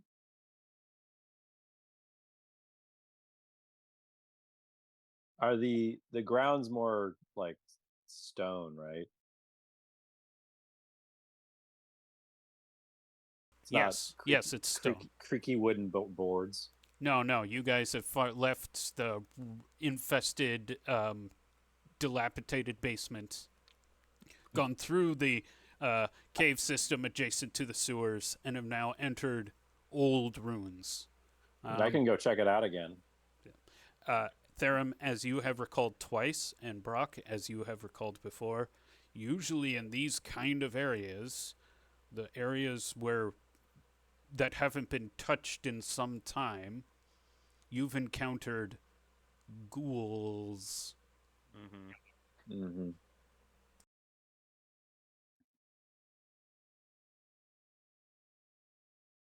They're not nice. Well, they paralyze with their hits. Yeah. I've got an idea. I'm gonna take my rope and I'm gonna tie it around my waist, and I'm gonna let it dangle behind me, and then I'm going to move forward. With the invisibility ring? Nope, I'm just gonna go, Okay. and you guys can hang back, but follow along behind. And if I get swarmed by ghouls, you guys can pull me out. Okay. Do you want me to keep a hand on the rope? Yes, that's a good Okay. idea. Yeah, I definitely got a hand on the rope for sure. And, And I will go invisible just because why not? Yeah. I will creep forward, shield up.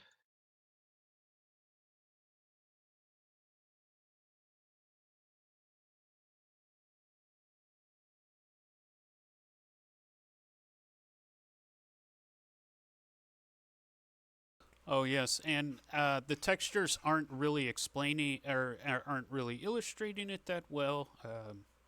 Partially my bad. But these are like coffins, like big Oh gosh. sarcophagi. Okay. I didn't really notice there was much of a difference on my end. Yeah. That's my bad. And they're like closed. They're sealed. Yes. All right. Well, we can come back and check them later.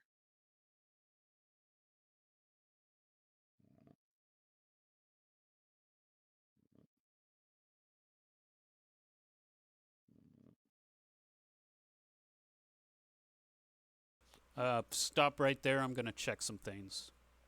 Sure. Mm.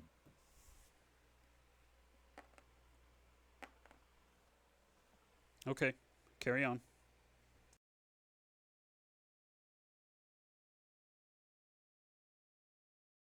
What sort of door are we looking at here?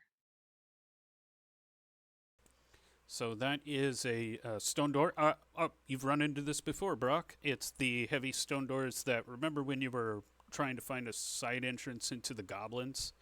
Mm-hmm. It's the same kind of doors. Big, Were the heavy stone doors. Are these the sliding ones? They push and slide on the Right. floor. Well, let's take a look here. I will push on the door and open it up. You want me to just click the door? Go ahead.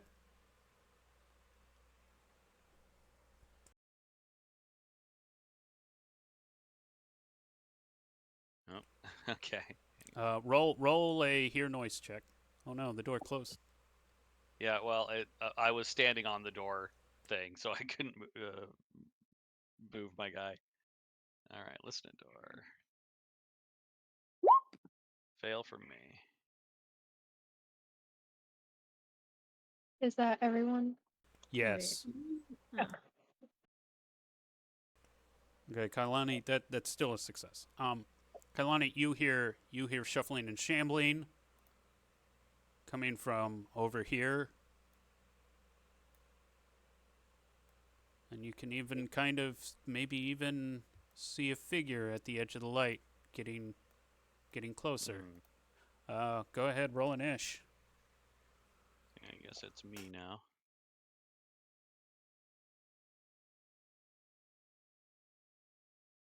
Two. Okay, the creature goes first. What runs towards you is a decomposed humanoid of some kind. Mostly, it's still got a lot of its fleshy bits, but there's parts of its skeleton protruding from it. It screams like a sick animal as it rushes you. Brock Half Giant. All right, shield up.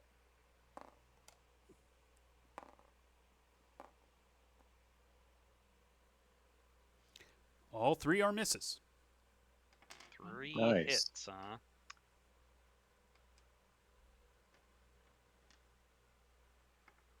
All right, I guess it's our turn then, huh? Yep. Yeah. All right, I'm swinging my sword. It's probably not going to do it. All right. That is a miss. Throwing my brick breaker.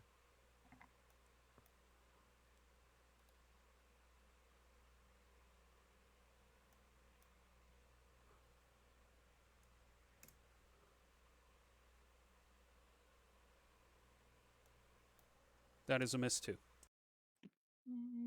I'll throw my hand axe. Wow, terrible. That is a miss. Hey. Wow. Yay, did that hit? Yeah. Yes, that did hit and did do some damage. Part of, you hit it in the skull and part of its bones break a little bit and it lets out a scream of pain, but it's still kicking. New Anish, I think. I think that's You just- Ficus's turn to roll. All Yeah. right, I'll do it. Oh, hold on. Initiative 4. You go first. Hell yeah. Yes. Guess I'll attack with my sling first. Oh, there's a hit. Oh wow. Yeah, it's with your sword. you chop right into it. Its bone structure collapses as well as its robes, its dusty robes, and yeah, there's like a cloud of dust from the impact, and it Oh. just falls down. All right, well, I'll scatter the remains with my boot, see if anything tumbles out. Yes, actually. I will say that you find a small coin purse that has 9 gold in it. All right. Well, we'll add that to the stash, and I'm going to take a minute to look at this thing's remains. Does this resemble any of the uh, undead monsters we've stumbled across so far? No, This they're one not. sounds new. They're not like the skeletons. These seem to be an entirely different type of undead altogether. They also look very the one thing like the skeletons, yeah, they're old because they've been dead for a while, but these things look especially ancient.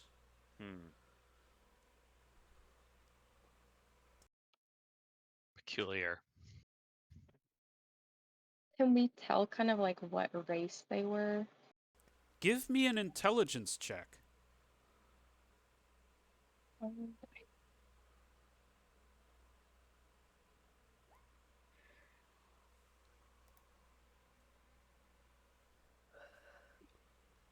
They're elves. Hmm. Hmm.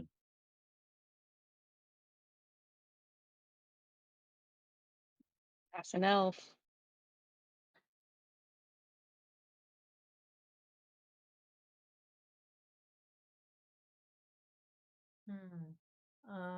Are there any like symbols on its robe or in this chamber that would indicate anything about the lost civilization? Well, there's an altar right there to the south. Wow. Move my little squirrel. There we are. There is some treasure on that table, but also the altar actually has a bunch of antler reliefs. Oh, great. This is Mhm. an ominous turn. Well, you've run into this before, actually. Maybe not you, Brock, but the Vagabonds of the North or the Heroes of Westmarch have run into this before. When exploring these old runes, finding antler motifs, it just seems to be a thing with these people. Only which you assume they're referring, based on what Gideon said of them, these are the settlers, not the ones who built the runes, but the ones who settled in the runes. Nobody knows who designed this. Those people are way more mysterious. Yeah, but we do know of an antlered king figure who is at the who has some sort of ominous presence in this land. So, Yep. No, there's obviously a connection of some kind. Yes. all right, so we'll keep looking around. Okay. You just want me to start reading off the treasure between those two altars? Do it, baby. Okay. So, you find in this room 245 copper coins, just kind of strewn about as if, like, they're in, well, they're strewn about, but they're also in, what do you call those? Man, I'm totally blanking on what you pass around at church, the thing that. The offering plate. Yeah, the offering plate, yes. So there's like some, and it's kind of like spilled over an offering plate. The offering plate itself is silver. It's about like 10 inches in diameter. It also looks kind of expensive. There's a matching bracelet and necklace. They are both white gold base with a crosshatch motif. And in the crosshatches of the filigreed, so to speak, there are aquamarine studs.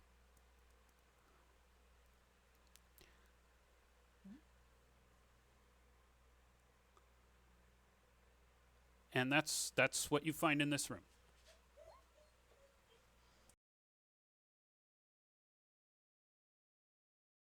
All right, Let's keep looking around.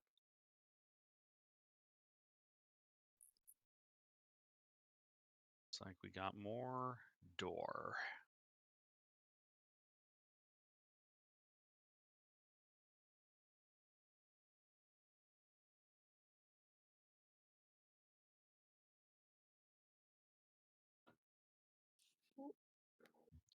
It's like Kailani needs a second. Not a problem. Yeah, you guys are kind of taking a second to admire the treasure you just found. Yep. I'm gonna get up in this moment. I'll be right back. All right.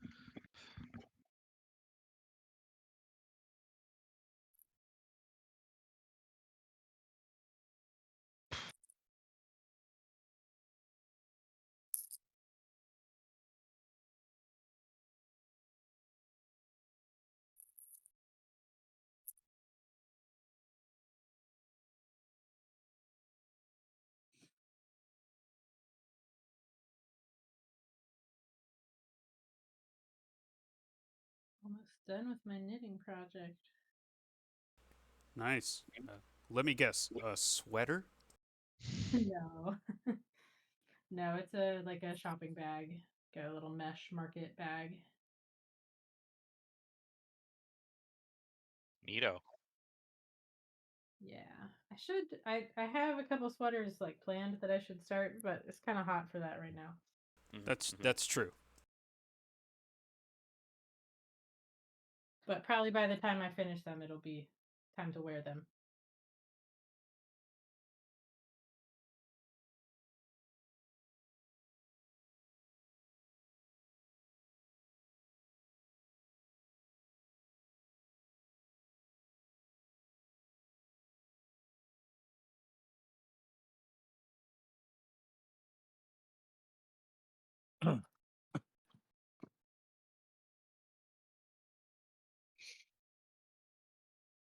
All right, and we're back.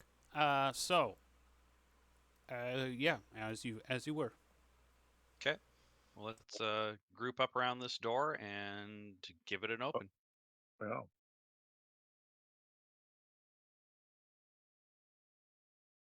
take me to the other side. And I will maintain forward position. And your rope around your waist it just looks like it's floating in the air because invisible ficus is carrying it. We love it. Here, let's check this hallway real quick so that nothing comes up behind us. Oh, hey. Yeah. So you down the hallway after a while. Yeah. Your light reflects a big old web and a spider, just kind of chilling. Hmm. Like a giant spider. Yeah. Yeah. It's bigger than a huntsman. That's for sure. All right. I'll just Well, combat with a spider on my BRB. has it seen us? It seems to be chilling in its web at the moment. Okay. It's an important part of the ecosystem. Just, let it probably eats fire beetles. Well, I'm going to see what else is down here.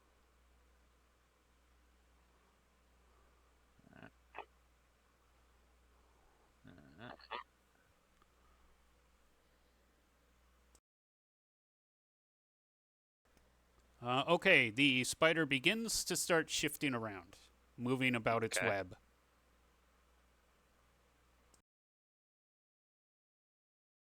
Okay.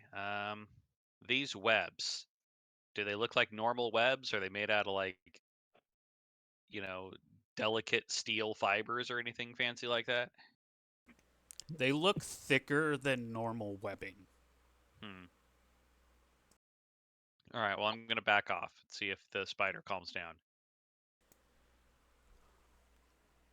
Yeah, it eventually, like, it got itself kind of in, well, I get some kind of pouncing position, but as you backed off, it, like, stayed in its pouncing position, but it didn't move anymore.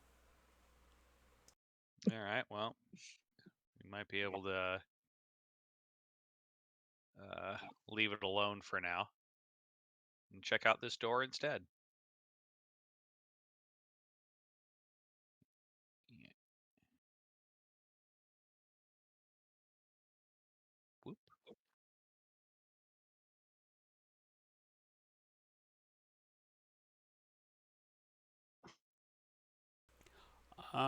So yeah, before you, when you open that door and you get to the other side, this door looks especially engraved. It not only has like the normal antler motifs, um, but it has a picture of, or a depiction of what could only be some kind of elf figure. Tall, very big, broad shouldered elf, Chad elf. Um, Shelf. Shelf, yeah. Mhm.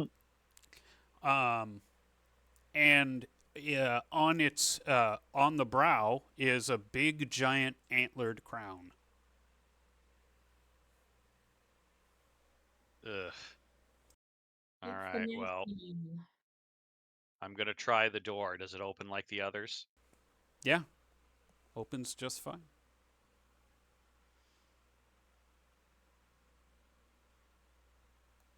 Oh no.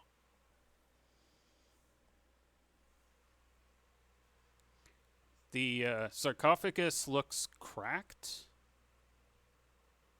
and Cracked as in opened? it looks like it could open. Like whereas like the other catacombs that you saw were like sealed and looked untouched. Uh, this one's like, the lids kind of slid off a little bit, and yeah, it's cracked. Like chunks of stone are like missing from it. Hmm. And as you get closer, Oh you no. you can see like a decrepit figure, and its head turns to you, and it starts crawling towards you. Oh no. Rollinish. Kailani, I think it's your turn. I got stuck on the door, but I will go ahead and do that.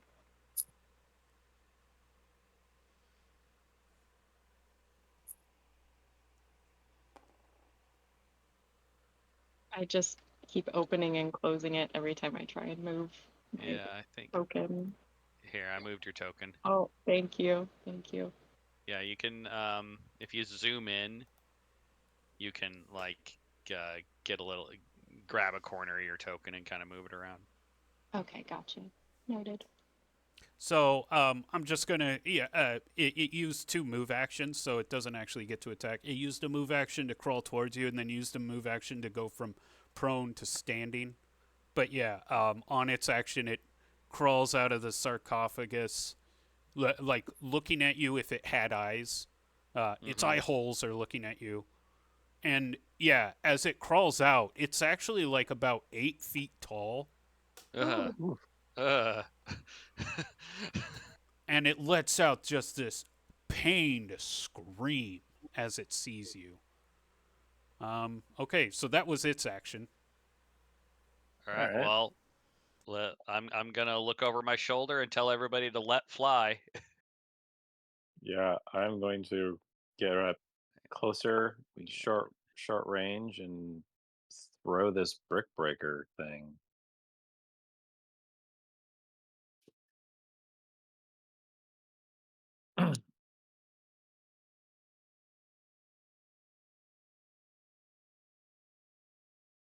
Let's see.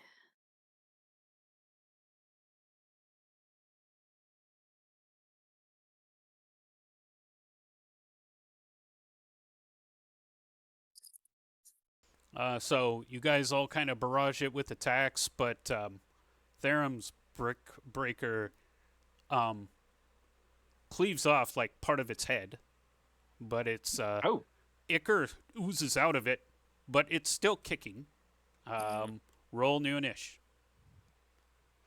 All right, Therum, your turn. All right, back to me.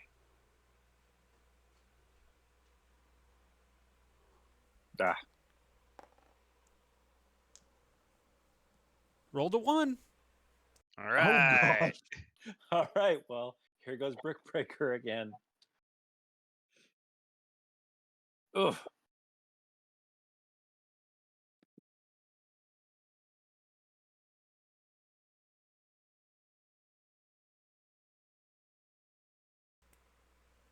So We're doing so great, guys. I know. um, Very well. Ficus, you throw the sling, and it was actually really bad. You're like, man, I just, it's like when you throw a basketball and you know that it's just a bad throw. Oh. However, by all fates, it somehow just curves just right. Nicks, like gets right to where the open part of its head is. Strikes it right there. There's like one last squirt of ichor, and it falls down. Yeah. Oh my gosh, It yes. only had one damage left. Yeah, yeah. That's amazing. Thank you, Ficus. I do a little jig.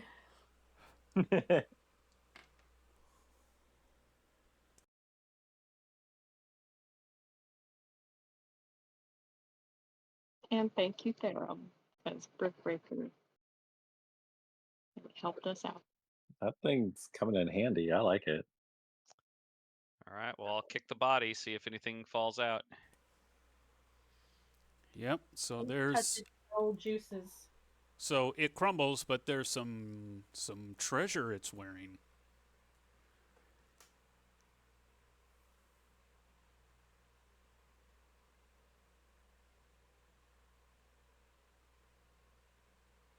Wait a minute. Didn't I already?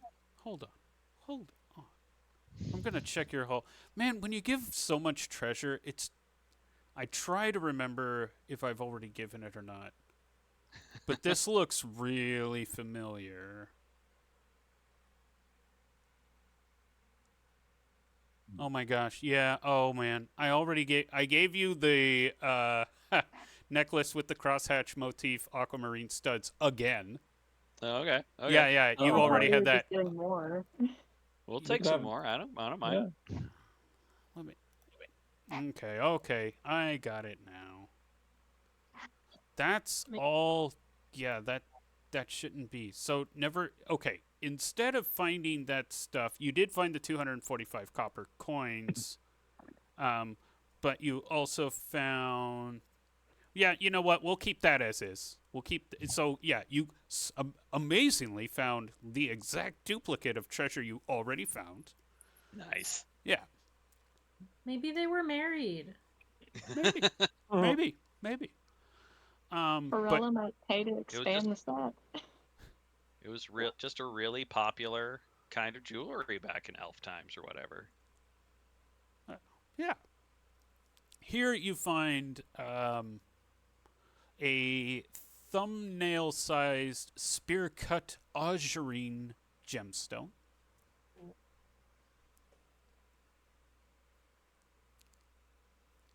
A silver inflexible anklet band. Also, a really cool looking sling that looks to be made completely out of silver thread. Whoa. Ooh. Nice. That's sick.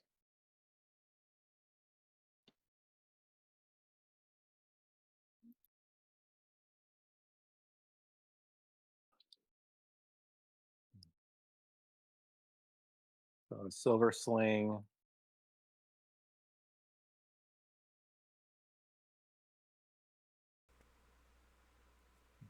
A silver anklet and a azurine gemstone.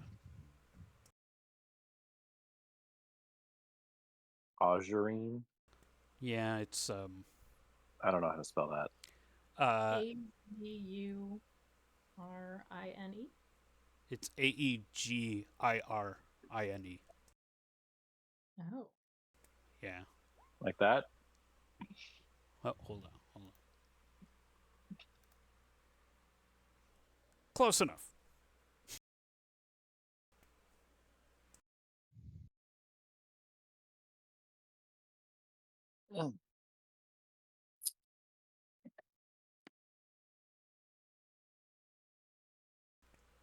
But other than that, yeah, that's what's in the sarcophagus. Between the sarcophagus and this guy's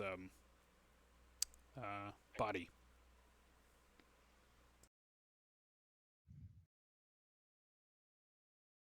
All right. Well, what's in the sarcophagus? Oh yeah, that's what I'm saying. Is like between what he has on him and what's in the Oh, okay. open sarcophagus. That this is what you've pulled out. And there's nothing else in the sarcophagus? Oh, I forgot the gold. I'm sorry, I forgot the gold or the coins. The coins. There's 250 copper, 268 silver, and 88 gold. Neat. Um,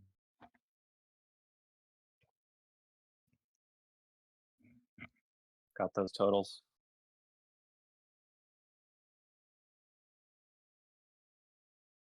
$88 gold.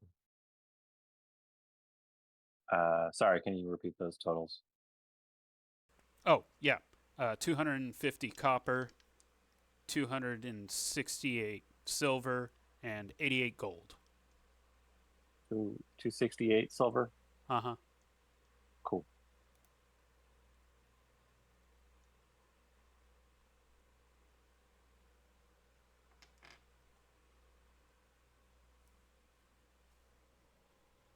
And yeah, to the east is an open archway, and the level goes down a little bit, goes into another chamber. Let's go look.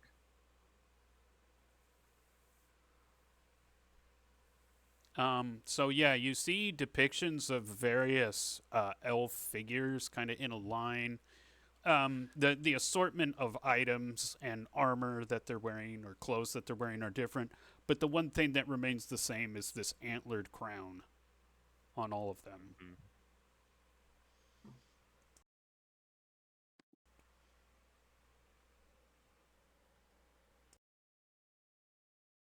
Oh, where did I go? Oh, there I am.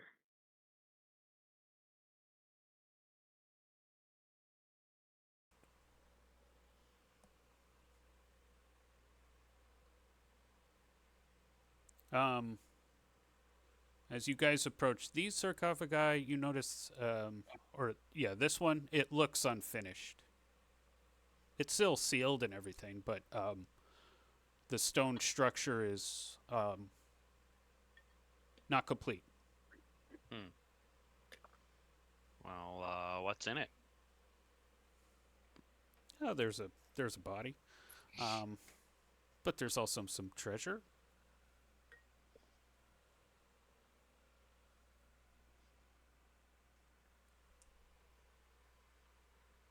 So Are we I'll going just full grave robbery? yeah, I'll just do this for all three sarcophagi, okay? So this will be the Okay. haul for all three of them. But all three sarcophagi that you see here are in various levels of unfinished. Okay. Incomplete. Didn't have time.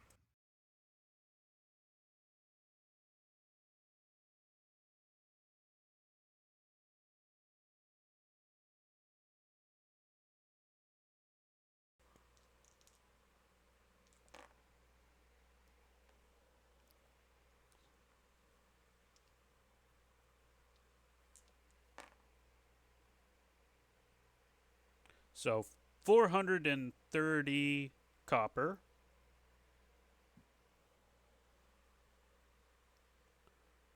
$345 silver. And 120 gold between all three of them. Do you need to hear those totals again? Oh, no, I got it. Okay, great. Okay. Moving on. All right. Well, let's open these doors. Whoop. Oh no, there's still more treasure. There's still. Oh, okay.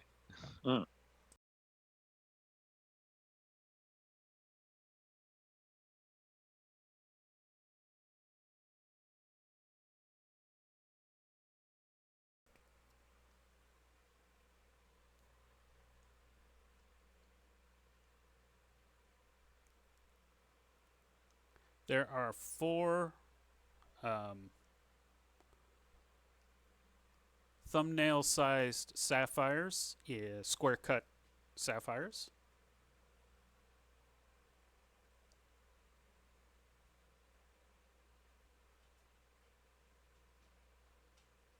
And 2 matching yellow gold bracelets. They have a kind of a pearl chain that goes around the entirety of them.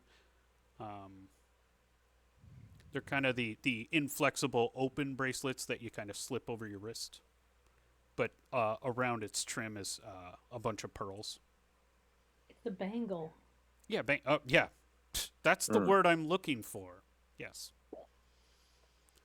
Yellow gold with pearl trim bangles. As well as, and you got the sapphires. Yeah. Okay, yeah, that's everything in those sarcophagi, yes. All right. On we go. In the hallway. Those doors also look unfinished. All right.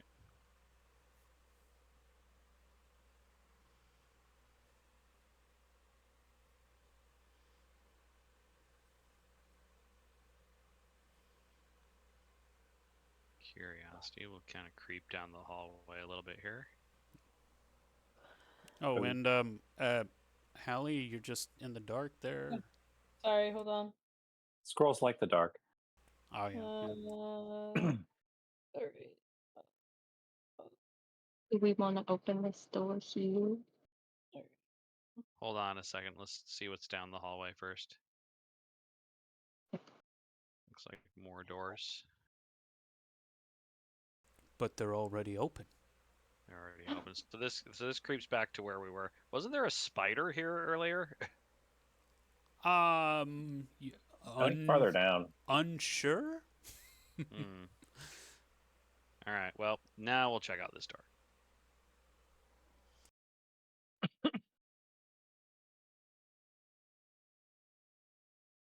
I mean, if the spider wandered off, its webs would still be there.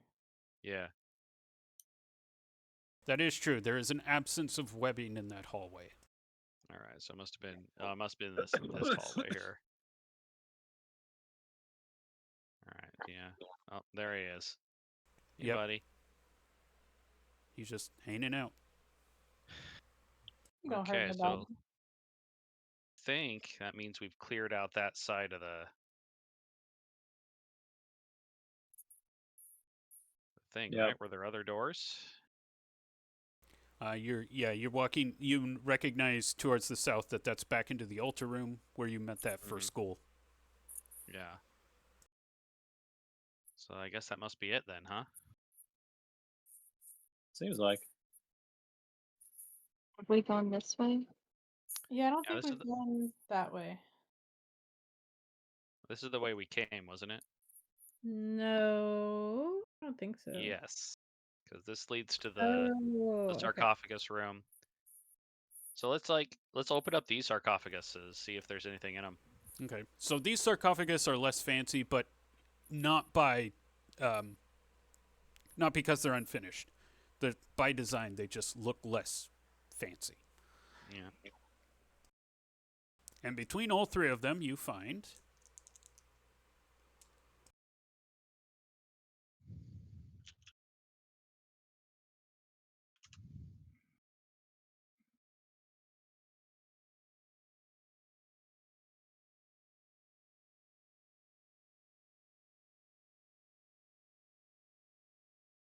nine copper, Hmm. 52 silver,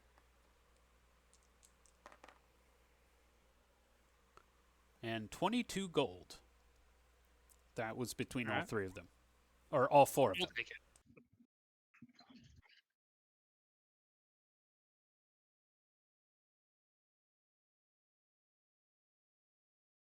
I might be mistaken. Was there like one hallway that we didn't go down?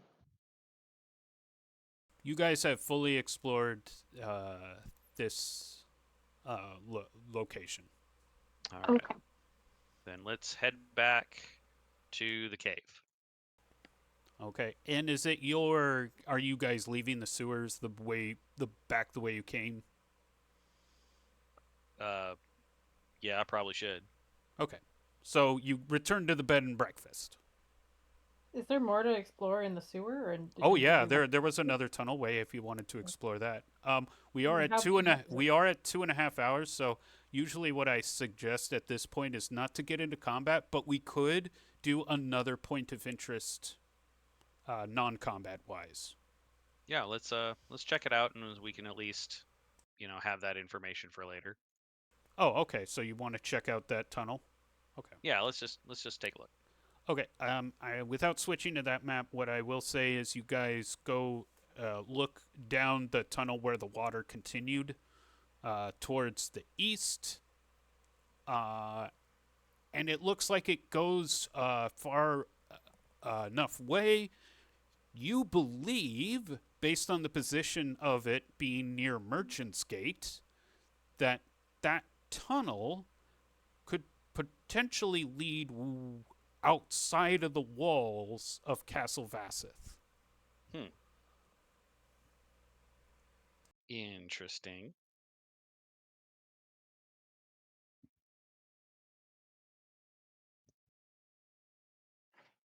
And of course, it's not mapped out on any cartography. You guys went to the edge of the map.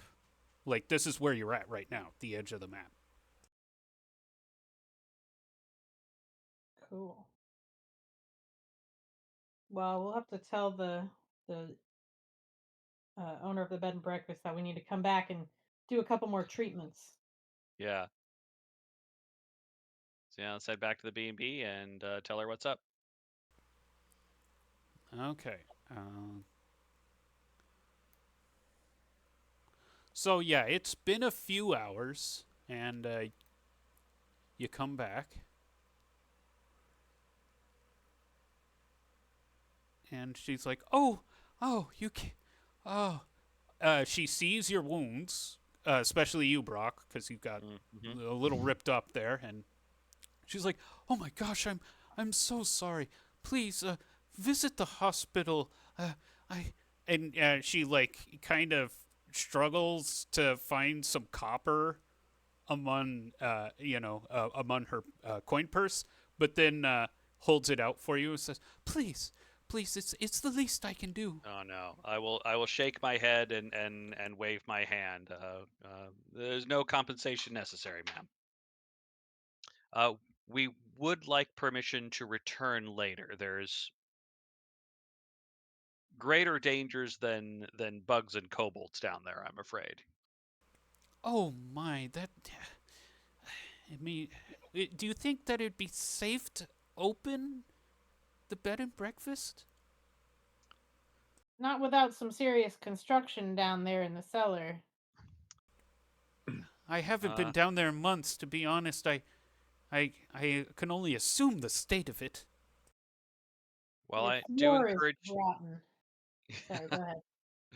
Well, I want to encourage her to keep the trap door locked until we can come back and take another look at it. Oh, well, I mean, I really don't have much of a choice. You're the only ones to have responded to the flyer, so thank you. That is how you saw this job, right? Yes. No, ma'am. It was a lucky happenstance. Oh, well then it seems Cosgrove has smiled on me.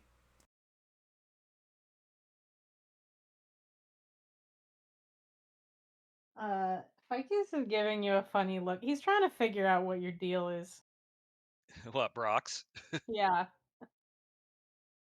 He's just an honest guy.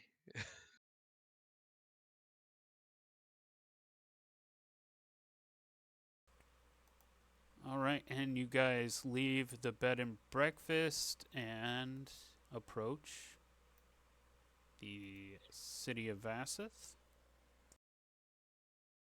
Yeah, I'd say we have time for one more point of interest. You guys could visit your contact, Mr. Brightmore, in the back wall, the guy who gave you the job in the first place. Yeah, yeah. So that was that what he wanted us to loot or not? You're, That seems like it. I think it's part of it. you're pretty sure. You're pretty sure that's what he That's wanted. what he sent us down for? Okay. Yeah, because he basically has the correct assumption, and most people in the world of Quorum have this assumption. If you can find a place that hasn't been explored for a while, and it's like connected to ruins, there's probably lots of money down there. All right. Well, let's Oh, gather before we together talk, our huh? before we talk to him, we need to pick out our 3 pieces. I Well, if think we that. Oh, go for it. well, if we pick him out beforehand, that's going to cause problems. It's our choice. We should We have get an to idea pick of what them. we want. Well, it's going to cause problems in that he's going to accuse us of holding back on him. But I mean, shouldn't we at least decide what we Oh, want? discuss Like, it. Yeah, okay. value everything and decide what we want before we go into the conversation? Yeah, okay, good call. I'd say the silver sling might be worthwhile. Well, Yeah. yeah. So for sure the silver sling. That one's dope. Do we know if any of this stuff is magic? No, not without getting it assessed. Oh, you do have your wand to detect magic. You can use one of its charges. I think we probably should, because I'm betting this sling is something that we really want to keep. There was also the silver offering plate and a white gold bracelet and necklace with aquamarine studs from earlier, and I think there was some more. Yeah, so we've got enough good stuff here. Why don't we spend a charge of the wand and find out what's magic here? Okay. Yeah, you also found a purse of gold on a unfortunate soul who obviously got killed by fire beetles. Mm-hmm. But so you're looking at your gemstones. You look at the sapphires. You look at the augurine. You look at the bangles and the bracelets or the bracelet and necklace and the silver offering plate, just to be thorough. Mm-hmm. Mm-hmm. It could be a silver shield +1. You never know. You never know. But no, none of them are magical except for the sling. It is a sling +1. Nice. I will edit the charges on the wand. All right, so I'll probably keep that sling.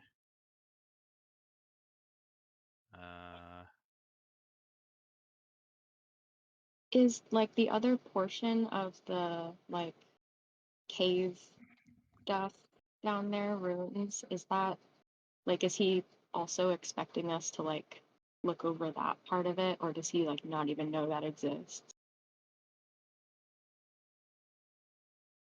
Oh no.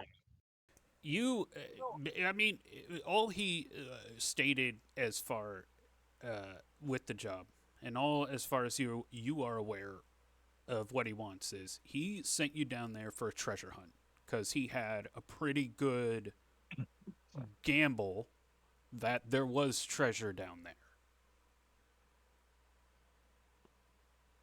And he was right. Okay.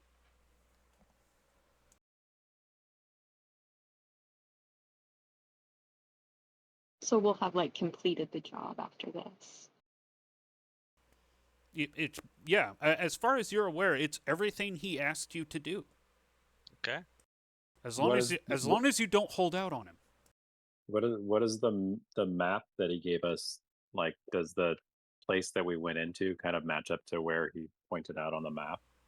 Yeah. Well, what you guys did was kind of like using the old sewer entrance, and kind of comparing it to the layout of the city.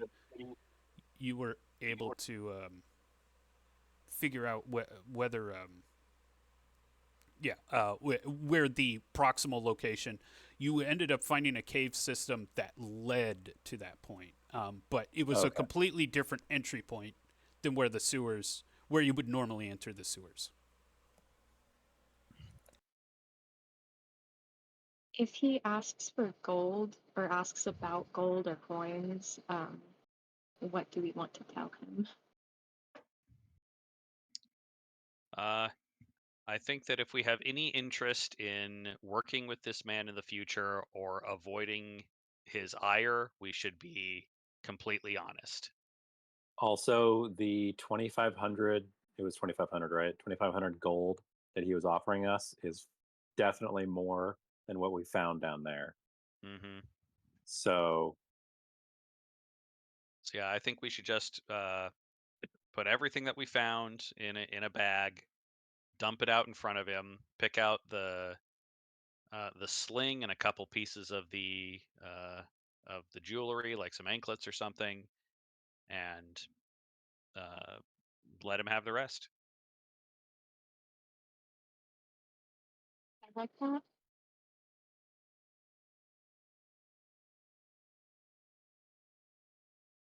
All right, well, let's go do it then. Yeah. Okay, you guys go to the back wall, which, that's where the sewer canal it's kind of a choke point.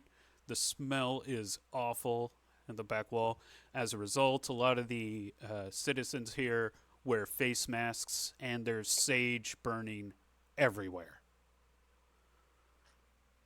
And you guys end up in the slums. There's a sign above the tavern in the upper right. It says the Heavy Bender. But yeah, this place, again, looks pretty bad. Oh, and you get accosted by some beggars.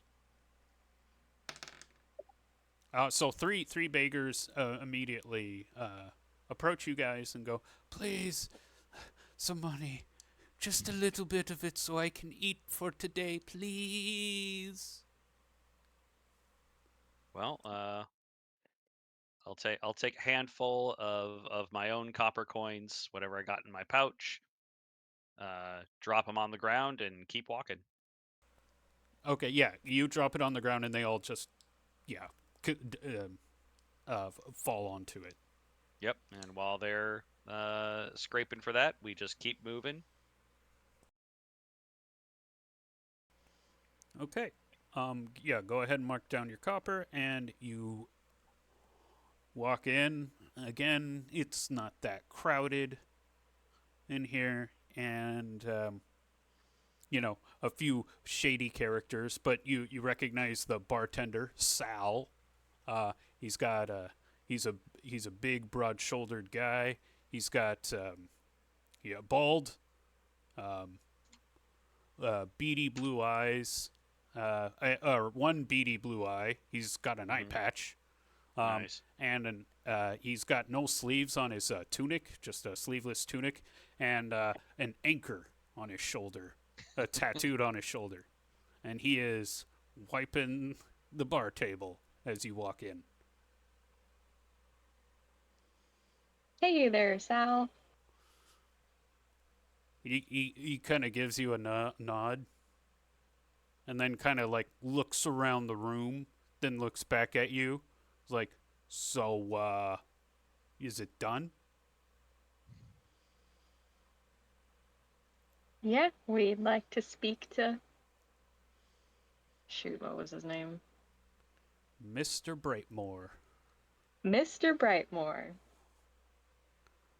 He's like, he nods, and then, puts his fingers to his mouth, lets out a huge whistle. All right, listen up, you scumbags. Get out of here. We got business to do. The patrons just kind of like, yeah, but they leave. And Sal, like, waves you over to the bar, walks towards the door as everyone's leaving, bolts it, and locks it. And you said you guys had the treasure in a bag? Yep. Yeah. So he kind of like eyes that bag for a second and goes, I'll get the boss. I'll be right back. Goes to the door, unlocks the door behind the bar, shuts it, and locks it behind him. You hear like heavy footsteps run up. Tup, tup, tup, tup, tup, tup. Boss, they're back, and they said they got it done. Pop, pop, pop, pop, pop, pop, pop. And then, comes, unlocks the door, opens it. The boss will be right down. I'm in no hurry. Eventually, yeah. So, Brightmore comes down, just so I'll do another description. Roland Brightmore is a middle-aged human, white guy with a hook scar on his right cheek, hook-shaped scar. He wears, he's very tall for a human. He wears a tunic and pants with rugged leather boots. He's got dark hair and a ponytail and sly green eyes. He goes, so, it's done then, yeah? Let's see it. Well, we'll dramatically dump it out on the bar. Ha! Now that's... He starts picking up pieces of it. It's like, that's what I thought. Oh, yeah, this is going to sell real well. And, he says that as he picks up one bracelet, and then he kind of stops himself and looks over and goes, okay. I guess I owe you the rest of the gold. He goes under the bar. He pulls out a box. And he has like gold, kind of like gold chips that say 100 gold coins. They're like flat discs. Mm-hmm. And he stacks 13 and he slides them over and goes, that's your share? And 3 items. But just one thing. You can have 1 item, and then we'll decide your other 2 pieces. Incorrect. That was not the deal I made with you, sir. Are you I was there. That was not the deal. Are you saying I'm cheating you on this? Are you thinking that I'm being dishonest? No, Is this just guy taller than reneging. me? Yeah. Sorry, what were you gonna say, Therum? Oh, not cheating, just reneging.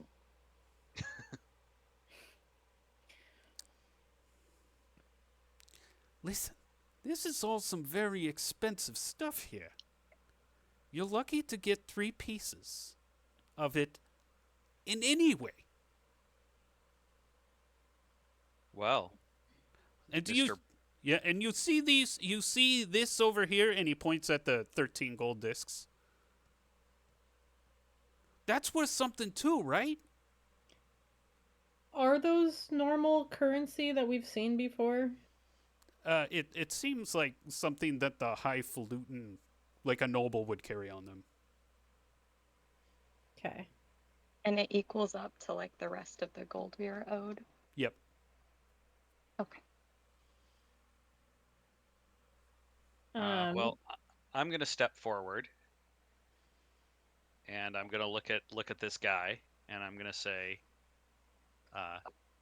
if you don't think that we've done the job to your satisfaction, we can take it all and put it back, and you can go down and get it yourself. He leans in and gives you a real hard look. Oh, I give him a real hard look back. This seems You like see, a Curb Your Enthusiasm moment. he can see what I went through to get it.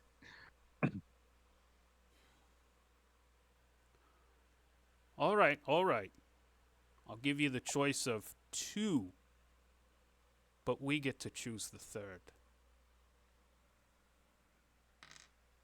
I will look to the rest of the party to see if that is satisfactory. Ficus shrugs. Like, seems fine. Yeah. The last deal we do with this guy, but sure. Yeah. Well, then I will turn back and I will give him a stoic nod. Excellent. Well, go ahead. Choose your 2 pieces. Well, the sling for sure. Is there a role for like appraising the value of jewelry? I because I have there are like people that can do it kind of thing. I would say you'd have to be a higher level adventurer or find someone who can appraise treasure. Yeah. Okay.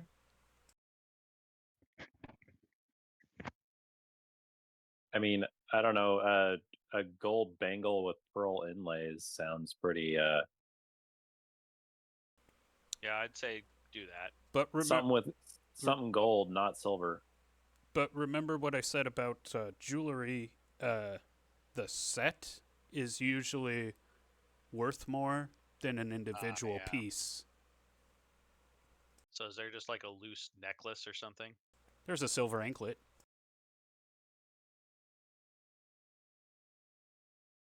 I'm seeing. Although if we take one of the bangles, that means he can't have the set either. Yeah, it's true. He might just give it to us just to, or he might keep it. Whatever. Yeah, take the gold bangle with pearl inlays and then see what he does. We're making out pretty good on this either way.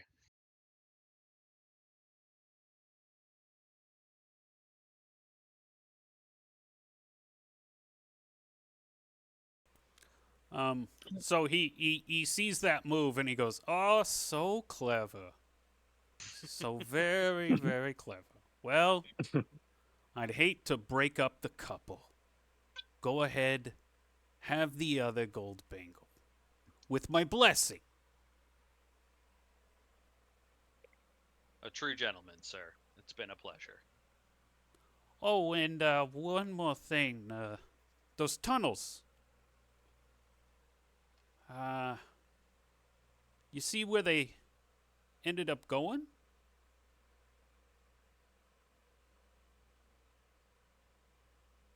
I don't think that was part of our deal, was it? Oh, come on now. Just tell me what you saw. I think Perhaps you should go down there and look yourself. Doesn't information cost around here? Oh, you guys. You're bleeding me dry. Better than bleeding you the other way. Oh. You, sir. I know you. I know you. You look like a fighter. Maybe you could help me out with some other stuff. You know, I got some guys who owe me money sometimes, and you know, Rocco and Muggsy can't muscle every leech that tries to cheat me out of money. Maybe you guys could. Rocco and Muggsy, are those the 2 goons that are here? Oh, Rocco and Muggsy actually from last session they were following the party around because they were afraid that they were trying to double cross the boss. Sure. Well, Rocco and Muggsy. They look like they might have trouble squeezing one leech between them. I tell you what, if I'm ever in dire need of coin, I'll come by. Yeah, I could use a real tough SOB like yourself. Ha ha. And he gives you a slap on the shoulder. Mm-hmm.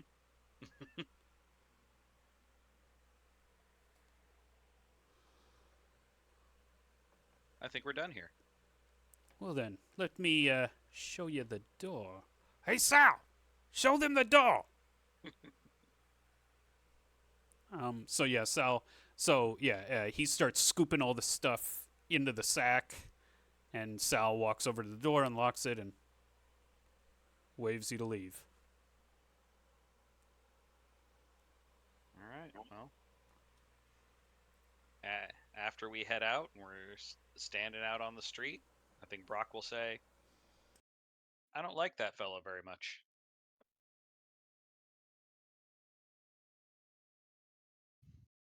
Agreed. Yeah, He doesn't seem like he'll keep the end of any deals. I would very much like avoiding him again. We're better off going into business for ourselves anyway. Costs a lot of money to build a homestead.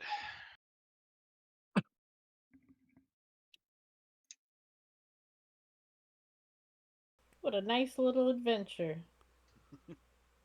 Ficus he's just like retelling shooting that ghoul in the head inside its skull with the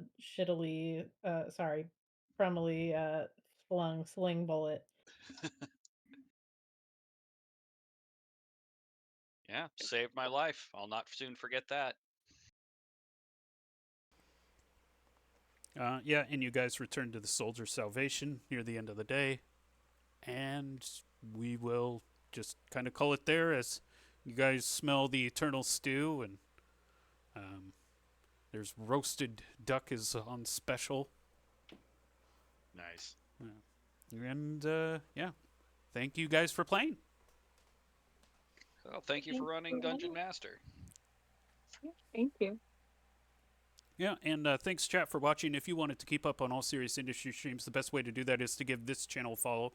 Alternatively, you can join us on Discord, Facebook, Twitter, where we do stream announcements. There is also the website, shatteredempire.net. Shattered Empire is a post-apocalyptic, interstellar, synthwave-fueled tabletop RPG.